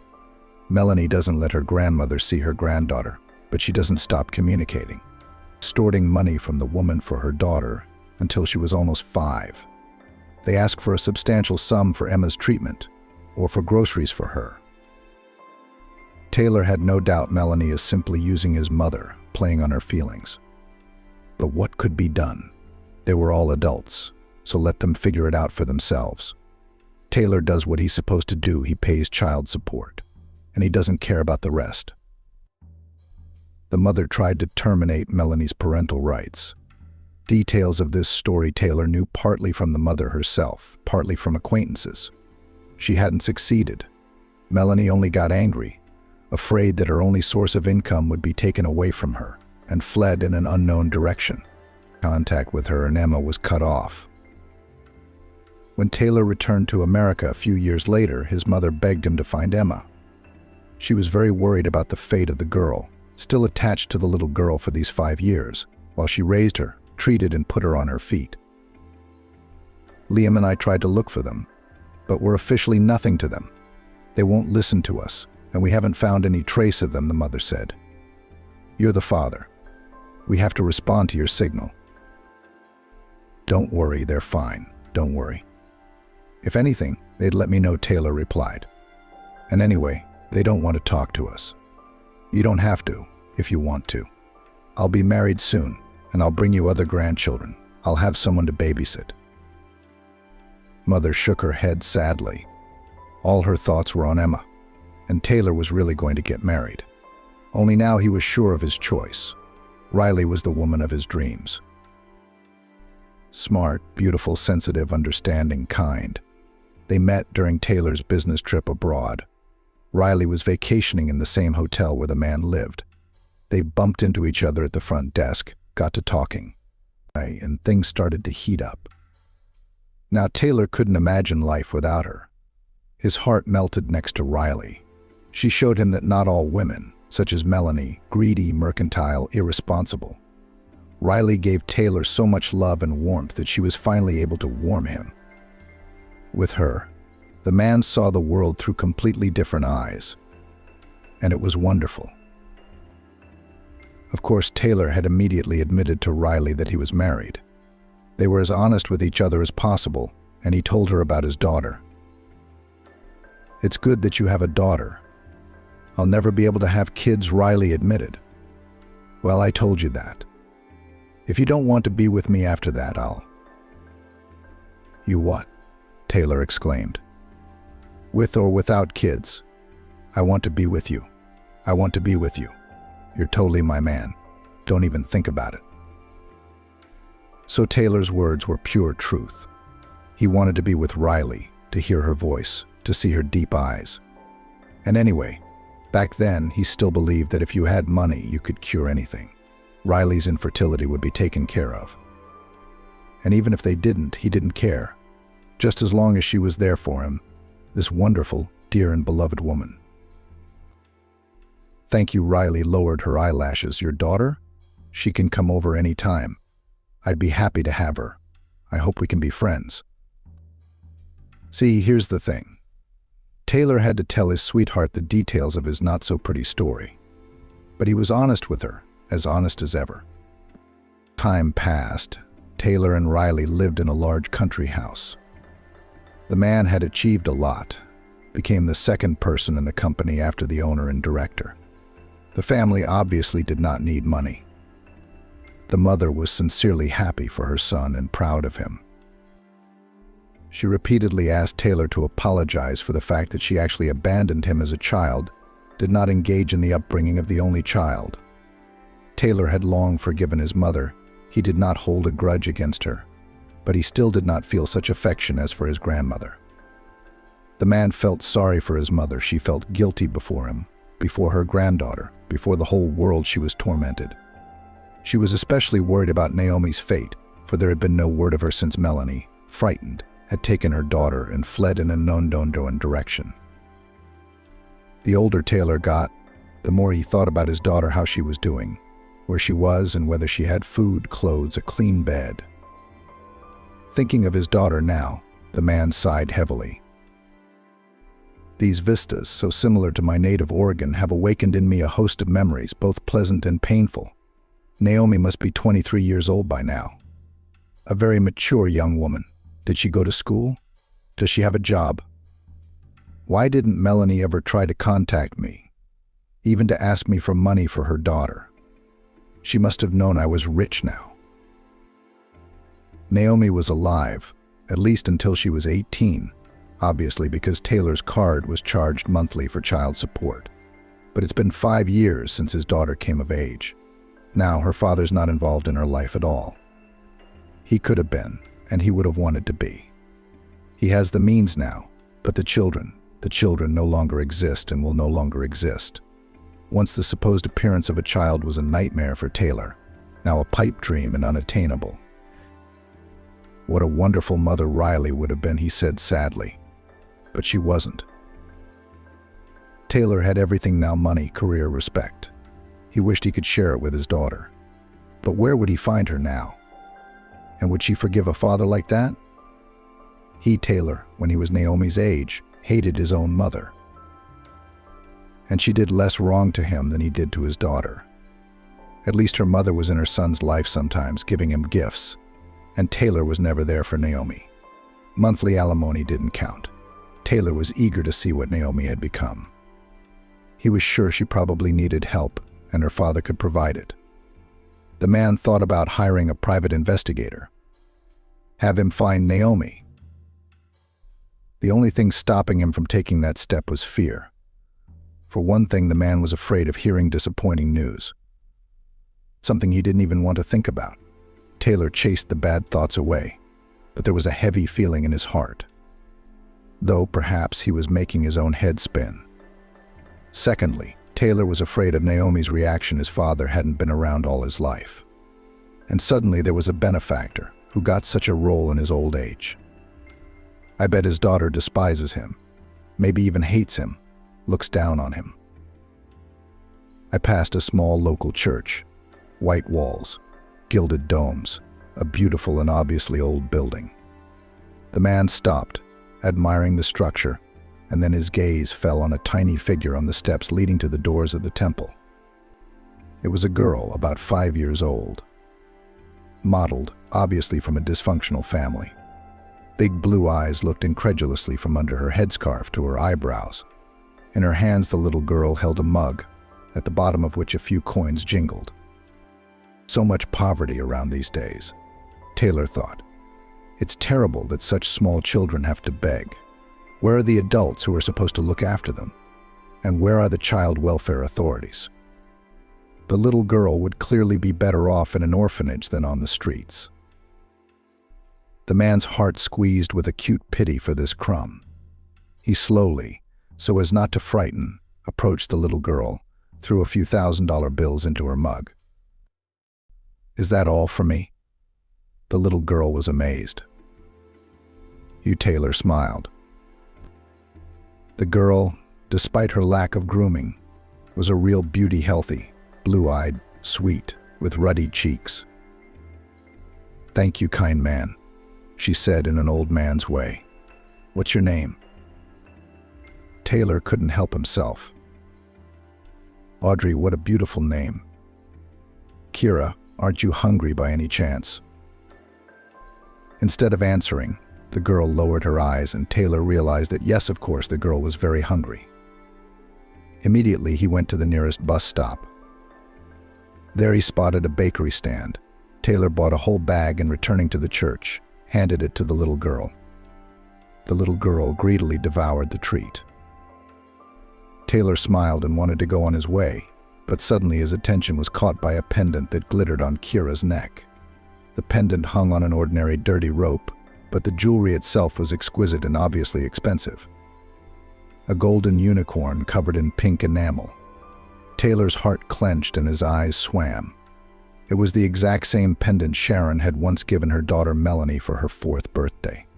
His mother had forced him to go to the jewelry store then, and there the man's gaze had fallen on this magnificence. Taylor remembered exactly what that pendant had looked like, and it was the same one that was now around Kira's neck. Or exactly the same one, which was also possible. And yet, is there such a thing as coincidence? Where did you get that thing? The man asked cautiously. And this pendant was given to me by my mother, simply answered the girl. Where? Where is your mom now? Kira looked at Taylor and shrugged. I don't know, Grandma doesn't say. I ask all the time, though. My mom's been gone a long time. I don't remember her much anymore. So you live with your grandmother? Yes, with my grandmother. Uncle Leo, too. He's bad, he drinks a lot. Uncle Ashton was better. He used to cut out paper dolls for me.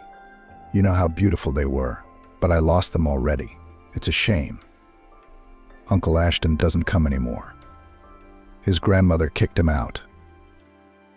Taylor looked into the girl's face and saw her as his mother and daughter. This little girl, she couldn't be Naomi, of course, but she resembled her like 2 drops of water. The daughter had been just as cute and adorable as she was when she was a baby. All right, goodbye. Taylor smiled at the child. I'll see you around. I hope to see you if you pass through here. I work here every day. The word work, which sounded so familiarly businesslike from the child's lips, cut Taylor's hearing. He didn't stray far from the girl. Taylor knew he wouldn't be able to live peacefully unless he knew the fate of this little girl on the pendant. Now the man was sure it was exactly the jewelry that he had once presented to his daughter. And Audrey's resemblance to Naomi was no accident. Really, it couldn't be accidental. Taylor took a comfortable vantage point, settled on a bench behind the small chapel. From here he could see the porch and the little girl sitting alone on the steps. People, many people, were passing by the girl. Some ignored the little beggar, others threw a handful of coins into her mug. Some even rubbed Audrey's head or exchanged a few words with her. It was clear that the girl was known here, used to her. Poor child. What does she have to endure? At this age, kids go to daycare, play with their friends, have fun. And this baby stands here all day in the heat and collects pennies, by the way. Served Audrey not bad. You bet, such an angel. Someone profited a lot from the charming appearance of the little girl. Several hours passed. The sun slowly began to roll toward the horizon. When Kevin approached, he was a scowling, short, unkempt man. Not homeless, of course, but clearly a dysfunctional man. Grim types of marginal appearance was the phrase that came to Taylor's mind at the sight of the man. Audrey rushed toward the man, smiled broadly, and gave him a quick assurance. The man listened half-heartedly at first, then suddenly became animated. Audrey pulled a wad of bills out of her pocket, the very money Taylor had given her. The man counted them, shook his head in surprise, and put the money back in his pocket. Then he took Audrey's hand. She trustingly held out her little hand to him, and he led her toward the gate, out of the churchyard. Taylor rushed after them. Wait, he called out to the man. The man stopped and looked at Taylor questioningly. The man holding the little girl's hand tensed up. Don't be afraid of me, Taylor asked. I have something to do with you. The man took a couple steps away, but didn't leave. He looked questioningly at the man who had spoken. I'm not the police, Taylor said at once. He realized that this man might be afraid of men in uniform, and with good reason most likely. But he couldn't let the man be afraid of him now and run away. I'd like to offer you money for information. Are you the one who gave the little one $5 today? The man asked. Yes. Why do you want it? I'm not sure. But Taylor decided to be frank. You see, my daughter's missing. How long ago? It's a long story. The baby, she looks just like her. Eyes, hair, lips, every feature. And then there's the pendant. She's wearing a pendant around her neck that I gave my daughter once. I just need to ask you something. You can tell me about the girl's life, and you'll get paid for it. Even if it's a mistake and Audrey has nothing to do with my missing daughter. You're a strange one, aren't you? The man shrugged. Audrey had been holding onto his arm the whole time. She looked at Taylor and her escort with curious eyes, as if trying to understand something. But ask if you must. Just the money up front, in installments, the man warned. Taylor handed him a $1,000 bill and asked the first question.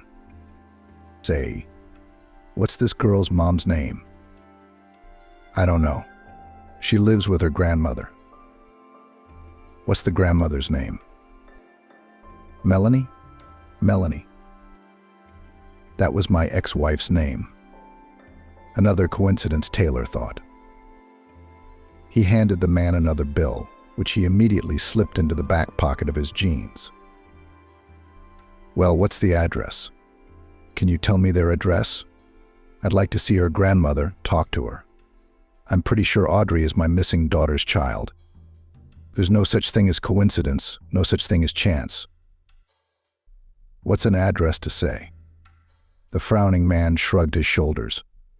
I'm taking the little one home right now. I can show you. But I don't think I'll be able to talk to Melanie. It's late at night. She's probably out of her mind. It's her son Kevin's birthday today, too. He's been running around with a bottle since this morning. I'm sure Melanie had company over at Melanie's. Maybe she still is. The man grinned unpleasantly, as if he'd said something witty. Taylor nodded. The three of them walked a couple blocks and ended up in a cramped old courtyard. There was trash everywhere, swings falling apart, weeds poking up through the asphalt. The houses here were old, wooden, two-story houses. There was a smell of rot in the air. So this was where Audrey's childhood had taken place. The man stepped confidently into one of the entrances, slamming the door loudly. Taylor hurried after him. Audrey finally wrenched her arm from her escort's grasp and rushed up the stairs. On the second floor landing, she pushed the door open. It opened at once. The little girl slipped inside. The man followed her. Without waiting for an invitation, Taylor came in. The apartment was dirty, dusty, dark, old furniture shabby, wallpaper, plaster falling off. From all corners there was a stench of mustiness and the smell of booze and smoke. Granny, we're here. Audrey's sonorous voice filled the apartment. Not your grandmother, came the man's mocking voice. He was already in the far room. Taylor went to that sound. In the center of the hall, the body of a thin, swollen woman with a yellowed face lay directly on the floor. She was singing loudly, spreading the smell of booze. There were empty bottles and ashtrays under the table, and cigarette butts on the windowsill. The man unceremoniously shook the woman by the shoulders. She mumbled something unintelligible. Audrey ran into the room. Seeing her grandmother in such a state, she was neither surprised nor upset. Most likely the little girl contemplated such scenes every day. And it was horrible. "Wake up," I said, shouted in her ear the man. "You have guests." Finally, the woman opened her eyes and looked around the room. When she saw Audrey, the woman smiled stupidly. Suddenly, Taylor came into her field of vision. She was staring at his face, clearly trying to remember something. Taylor recognized her. It was Melanie. There was no doubt about it. Slumped, aged, but Melanie. So Audrey's her granddaughter, which means she's his own granddaughter. "The ex-husband is here," Melanie said, smiling unpleasantly. "It's been so long since you've been gone, and now here you are." "But you're on your own. I don't have time for this." The man hurriedly excused himself. He looked questioningly at Taylor. He kept his eyes on Melanie and took a wad of bills out of his wallet and handed it to the man. Taylor couldn't believe this was really happening. He'd thought about finding his daughter so many times, and he'd been afraid to start looking. And then all of a sudden it just happened all by itself. Strange. Unbelievable. Amazing. Hello, Taylor finally got it out of him. Well, hello, why are you here? How did you find us? You're not going to believe this. I bumped into Audrey by accident. I recognized the necklace. I looked closely, and she looked just like Naomi. I was going to look for her. I was going to hire detectives for my daughter. Why did you disappear? Why didn't you come looking for me? Because of your crazy mom, Melanie looked at Taylor angrily. She wanted to take Naomi away from me. She was going to take away my rights to the baby. So we ran away for good. I'd be better off with Naomi. And me. You didn't think of me. A furious Melanie screamed. What would I do without my only child? And what would I do without child support? I couldn't get a job anywhere. Taylor thought that it seemed that child support was the only reason Melanie was holding on to Naomi so tightly. The ex-wife hadn't even noticed when she'd revealed her true motives for the child support payments. Melanie was living on her own and supporting her roommate. Where's Naomi? Taylor asked. He realized that her daughter was obviously not well. Otherwise, Audrey wouldn't be living with her alcoholic grandmother and begging at the church. You don't know anything. Melanie shook her head. No, our Naomi is gone, that's all. She died 2 years ago, along with Kevin. He was just a baby. Taylor shook, his eyes darkening. The terrible truth pressed down on him like a heavy slab. Deep down, the man felt that his daughter was in trouble, sensed it with some sixth sense, but tried to keep the dark thoughts away from him. And now it turned out to be true. Naomi's gone. Nothing could be fixed or changed now. Taylor imagined how his daughter, all 20, which she probably dreamed of, how he would become for her a wonderful, caring father. And then all of a sudden this. You what? Do not get so upset, Melanie said in a conciliatory tone. Taylor must have looked too miserable and lost. His ex-wife had taken pity on him. Taylor obediently sat down on the edge of the couch. Audrey immediately settled down next to him, sweet, bright, full of life and energy. Naomi's daughter, Taylor didn't doubt that now. Melanie seemed almost sobered up. She had told her ex-husband her story coherently enough. Taylor had been on a long business trip abroad when his mother, seeing that Naomi was in danger, had tried to take her granddaughter through the child welfare authorities. She was unsuccessful. The little girl was left with her mother. However, now Melanie's rented apartment was regularly visited by inspectors, and it was tense and frightening. Melanie did not lead an exemplary life. She and her then cohabitant loved noisy, fun company, but did not like to work. Naomi was a great source of funding for the sweet couple. Taylor faithfully transferred to the baby very even decent alimony, and even from the state for the maintenance of the child money came. Beautiful, and all would be well, if not for the mother-in-law and her young husband. Liam thinks he's Naomi's savior. They tried to take the baby away, take her for themselves, and sooner or later they would have succeeded. That's why Melanie and her roommate decided to get away, to hide, to disappear into the vast expanse of the country. In that city, they had nothing to hold them. Their homes were not. Work too. So they went to seek happiness in a new place. First they lived in a big town, then in a smaller village. Melanie's roommate and place of residence and friends changed with dizzying speed. Naomi was growing by leaps and bounds, becoming a beautiful young girl. And now she too had suitors. What else could grow up a girl, seeing such an example of her mother, and from an early age surrounded by her dysfunctional friends? Naomi early addicted to alcohol. And it is almost no wonder that she got pregnant by herself, without knowing from whom.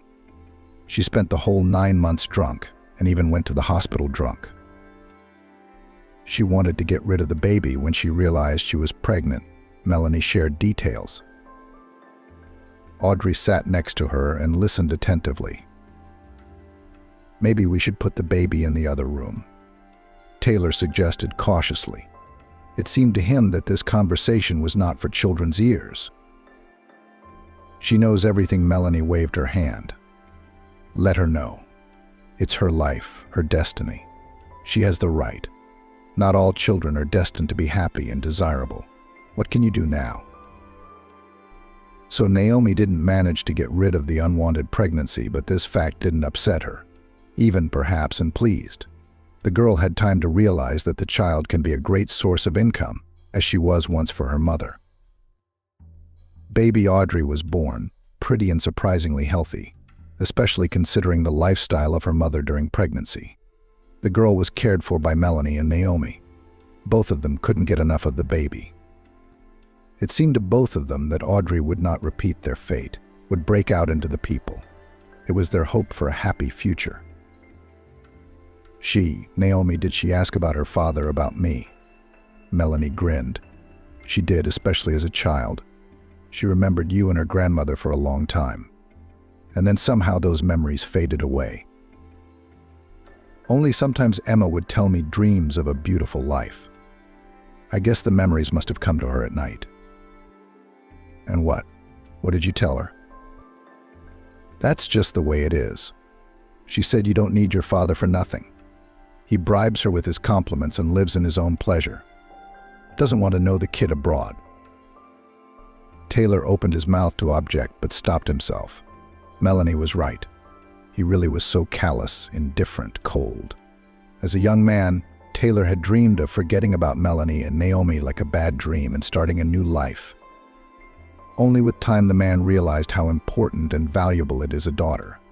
But it was too late. Time passed.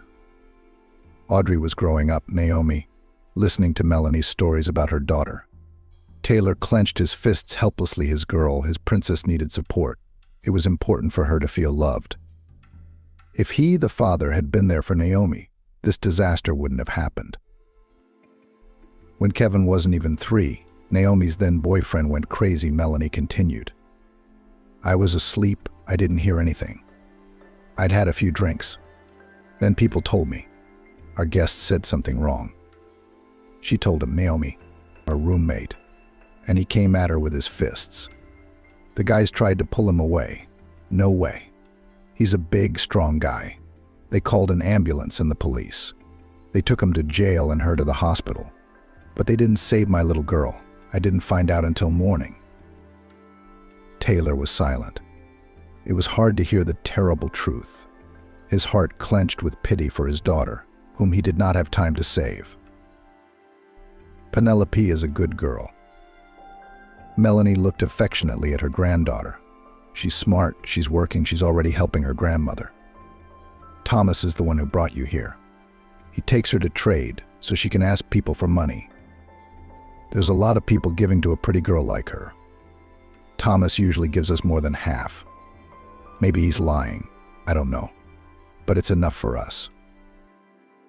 A child shouldn't have to live like this. Taylor finally spoke. His voice sounded hoarse and muffled, like it was coming from underwater. "I know there's no way out," Melanie said. "I have to rent an apartment, I have to pay the bills, or they'll kick me out. I also have to eat every day for me and the child, and drink." "And drink," Taylor agreed, but he shuddered as he sobered up. "Melanie, do you love Audrey?" "What kind of question is that? She's the only person in the world I'm related to." "Then you want what's best for her, don't you? I have a proposition for you."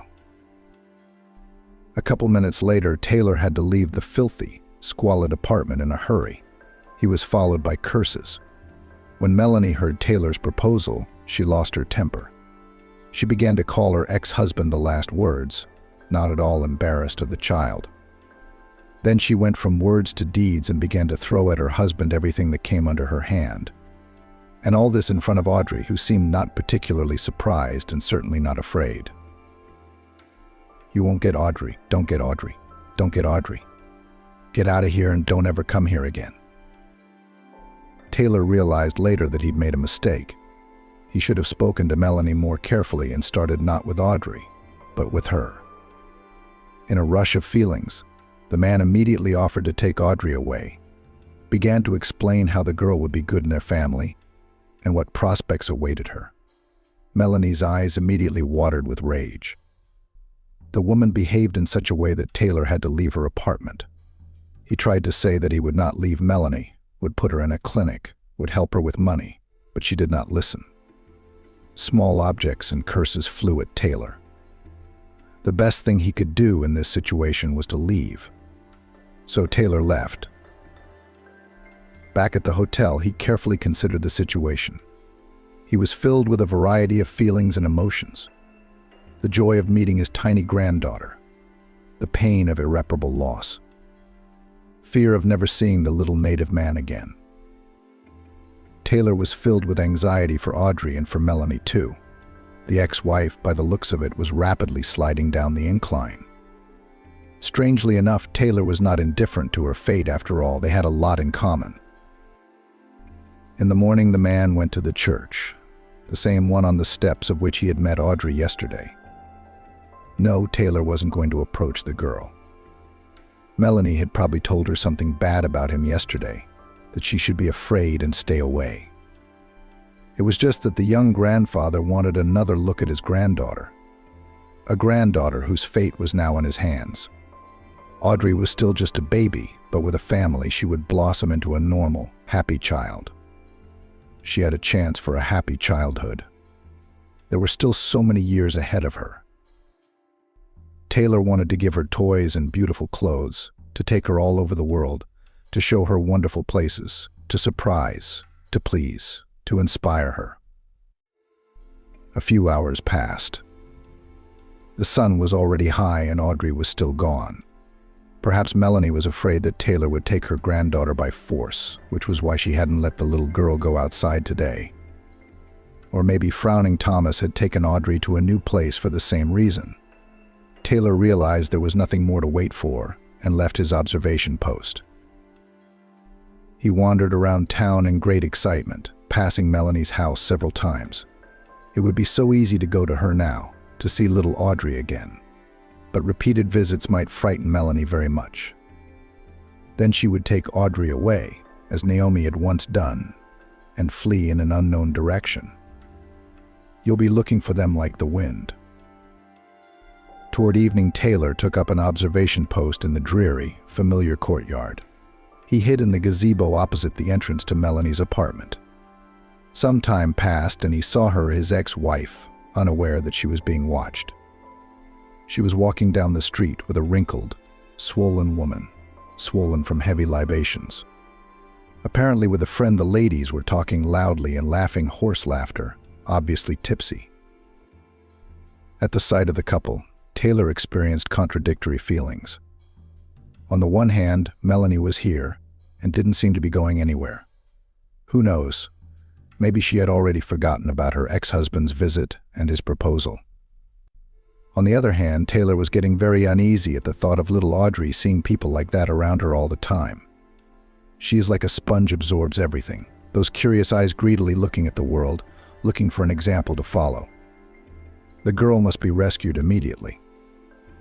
Not only is she in physical danger, but also her psychological state is at risk. Melanie herself goes to the bottom and pulls the child with her. Taylor decides to take his time. He will return to Los Angeles and talk to the mother. The mother severely experienced the breakup with Naomi, cried, could not find a place. She and Liam then even wanted to take the baby from the orphanage. It didn't work out for some formal reasons. Either there weren't enough square meters at that moment, or the age of the future foster mother confused the commission.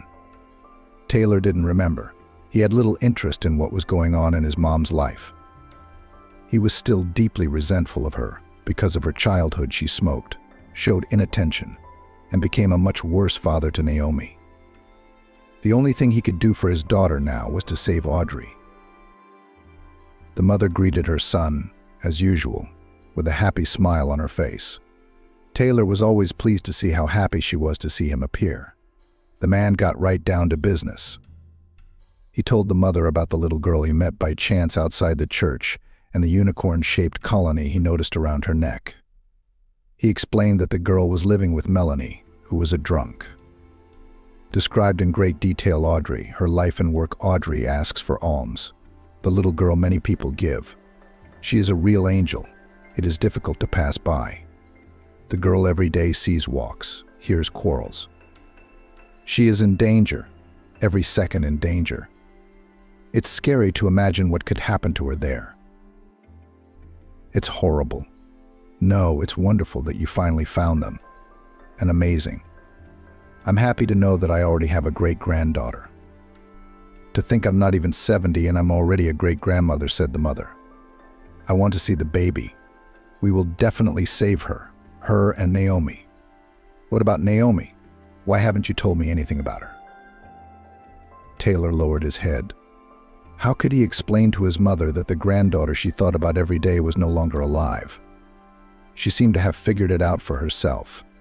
Tears rolled from the woman's eyes. She had to hold her palm to her mouth to hold back her sobs. Taylor put his arms around her, comforted her, and cried with her. It seemed to be the first moment in the life of a mother and son, when they were so close and needed each other. We have to get the girl out, the mother finally said, gently pulling Taylor away. We have to pull ourselves together.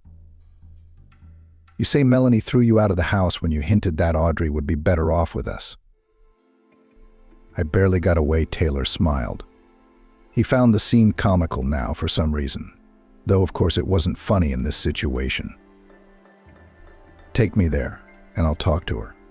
Since she can't see you, I'll find the right words now. Are you sure? Taylor looked at his mother questioningly. Melanie had always been strange, and now she was a mess. It's just dangerous. Even I can't let you go there. One thing, if it makes you feel better, wait on the landing, the woman smiled. They were waiting for me at the door. But I'm sure everything will be fine. The very next day, Taylor and his mother went to Melanie's house. The man worried if Melanie still ran away with Audrey. After all, the girl, for her inexhaustible source of income, and the baby works, and the state on her allowance transfers. Melanie understands perfectly well that if Taylor applies to the guardianship authorities, he will give the girl. Because the conditions in which the child lives now are simply unacceptable. That's clear to everyone. So how disappointing would it be for Taylor and for the mother if the apartment turned out to be empty? Taylor tried not to think about it. The mother bought a whole bag of beautiful clothes and dolls for her great-granddaughter. Taylor told her that he hadn't seen a single toy in the house. The great-grandmother was confused. The man imagined what joy would bring the girl all these things, if only it was not too late. Taylor found the right street without difficulty. With excitement in his heart, he entered the entryway. His mother, on the other hand, seemed quite calm. She was even smiling. Liam wanted to go with them, offered his help, but his mother said it wasn't required. It was a shame. Right now, Taylor would be more comfortable if he were with him, the calm, judicious stepfather who had once replaced Naomi's father.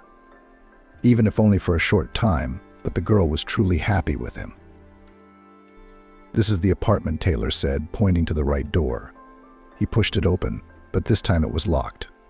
Melanie must be afraid of her ex-husband now, because the door hadn't locked before. Or had she taken Audrey and gone somewhere else? He'd go around the corner, asked her mother, and pressed the bell button. The bell didn't work. It must have been broken a long time ago. Then the woman knocked loudly.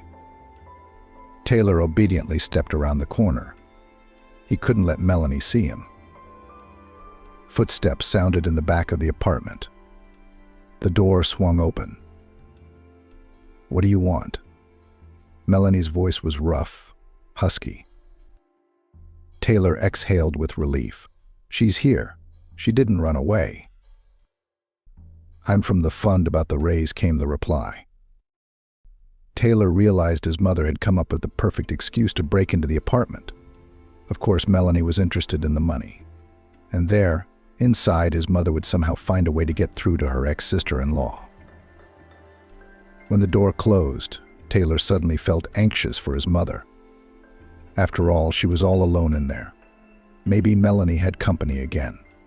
He, Taylor, had seen those guests and knew that such people were capable of anything. Taylor moved closer to the door and stood waiting.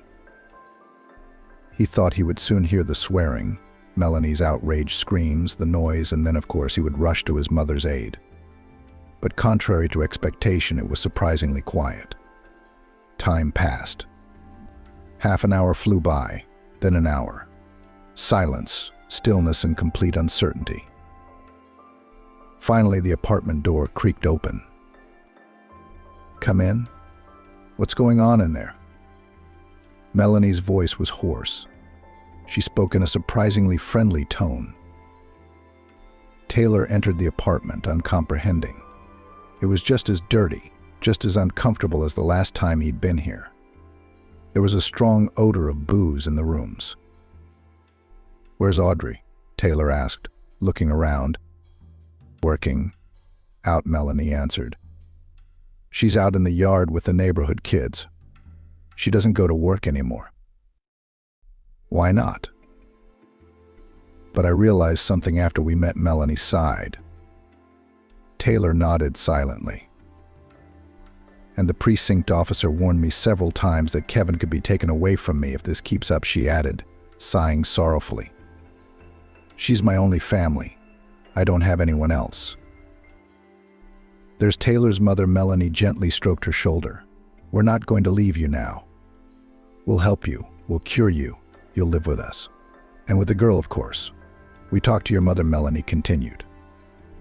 "And she told me the right things, and even apologized for what she wanted to take away from me.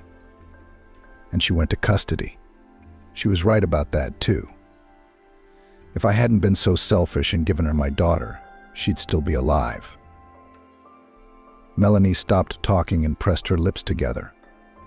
Apparently, she was barely holding back tears. Taylor's heart at that moment clenched with acute pity for his daughter, whom he had not had time to save, and for his former wife. Melanie clearly blamed herself for what had happened to Naomi, and to be honest, rightly so. Taylor couldn't let go of the responsibility. He too felt very guilty in front of his daughter. "There's no going back," the older woman sighed. "I probably did the wrong thing back then too. You should have been gentler, more cautious, found a way out that would suit you as Naomi's mother," the older woman sighed. "I wanted to take the baby away from you without noticing. I didn't think much about your feelings." "We're all good," Taylor summarized. "But unfortunately, nothing can be undone. There's no bringing Naomi back. But we can make Audrey's life happy. We can do that. We just have to find the right solution this time." "And we already have." Melanie smiled. Her eyes remained inexpressibly sad. "All right," Taylor's mother said in a businesslike tone. "We're all going to Los Angeles tonight. You and Riley are going to get custody of the girl and take her into your family. I know your wife will support that decision." Taylor smiled. Not only will Riley support the decision, but she'll also be happier than she's ever been in her life. His wife, ironically, can't have children. She's dreaming of having a child. And then suddenly in their family will appear Audrey, a cute, smart, and very sociable girl. She and Riley will make each other happy. That's for sure. "Melanie, are you in?" Taylor asked. "I do. It's what's best for Audrey. What can I give her?" "Audrey needs you very much." Taylor's mother put her arm around Melanie's shoulders. "You've raised her since she was a baby. She loves you. So you're going to have to do the same for your granddaughter." "I'm ready." Melanie nodded. "That's great." Taylor was filled in on the remaining details of the plan. It turned out that his mother was going to take Melanie in at first. She'd already called Liam. He didn't mind, even volunteered to prepare a room for the guest. But Melanie wouldn't be a guest for long. She'd be traveling for treatment soon. Liam knew the head doctor of a good clinic, so a place at the center was a done deal for Melanie. "Are you okay with the treatment?" Taylor asked. He was surprised that everything was going so smoothly. The man was ready for a fight, for arguments, for mutual insults. "I agree," Melanie nodded. "I don't like this life myself." Then the door opened with a bang, and a cheerful Audrey flew into the apartment, flushed from running fast. Despite the fact that the little girl was dressed in an old dress inherited from the grown-up children of the neighbors, she looked gorgeous. The adults admired the little beauty, who in turn looked at the guests with curiosity. "I remember you," Audrey smiled, looking at Taylor. "You bought me buns at the church and gave me lots and lots of money. Thomas praised me so much afterward." Then the little girl came to her great-grandmother and looked carefully into her smiling and a little confused face. "I have never seen you before, but you remind me of someone very much, someone good and kind," Audrey said. It was already happy. Great-grandmother could not hold back her tears. "She looks so much like Melanie," wondered the old lady. "Amazing." 6 months passed. Audrey lived with the Taylor family. Riley was very fond of the girl, and she reciprocated her affection. The man, looking at his wife and granddaughter, quietly rejoiced that this happiness had come to his house. Riley and Audrey walked a lot, played, talked. The woman dressed up the girl like a doll. She taught her important things: to speak beautifully, to dress properly, to eat decently. The little girl grew up in a far from dysfunctional environment. This, of course, left an imprint on her behavior. The girl sometimes expressed herself as a seasoned alcoholic, stashed food for a rainy day, and even sometimes snatched change from the pockets of adults. With this, we had to work hard, and the adults worked. They even consulted a psychologist to make sure they were doing everything right. Slowly, Audrey's behavior improved. After all, by nature she was a very sensitive and kind girl. The little girl learned to grasp everything on the fly. From a wild child, she gradually turned into a little princess. Taylor could not be pleased with his granddaughter. The man realized that these wonderful metamorphoses with the child are mainly due to Riley, and was grateful to his wife for her work and warmth of soul invested in the girl. He himself often spoiled his granddaughter. He wanted to give her gifts. The joyful gleam in Audrey's eyes at the sight of another surprise gave Taylor an incomparable pleasure. Melanie was being treated at Taylor's medical center. He'd already bought her a small apartment near her mother. When Melanie got out, she'd have a place to live. Her mother would look after her, support her. She was genuinely worried about her son's ex-wife and thought that she had behaved wrongly then, many years ago. And who knows what should have been done. According to Melanie's own assurances, she had a new life. The woman now dreamed, planned, saw her own future in bright colors. She even wanted to go to work after treatment. "Of course, I've had a lot of summer," Melanie said, "but I still have a chance to get my life together." Taylor was in agreement with his ex-wife and even found for her a suitable place and the position of a checkroom attendant in the concert hall. The work is not difficult, even interesting. "Melanie will succeed," was confident Taylor. Melanie had given custody of Audrey to Taylor and Riley. "Can you do better?" "I didn't do any better. I made Audrey's life a nightmare. I realize that now. You're going to make her happy and successful. I'll just be a grandmother," Melanie said. Taylor felt happy now. Everything was going exactly as it should. The longing for his daughter Naomi was, of course, forever in his heart. But he'd done everything he could for her, helping her mother, raising her daughter, his granddaughter Audrey. Everything would be all right now.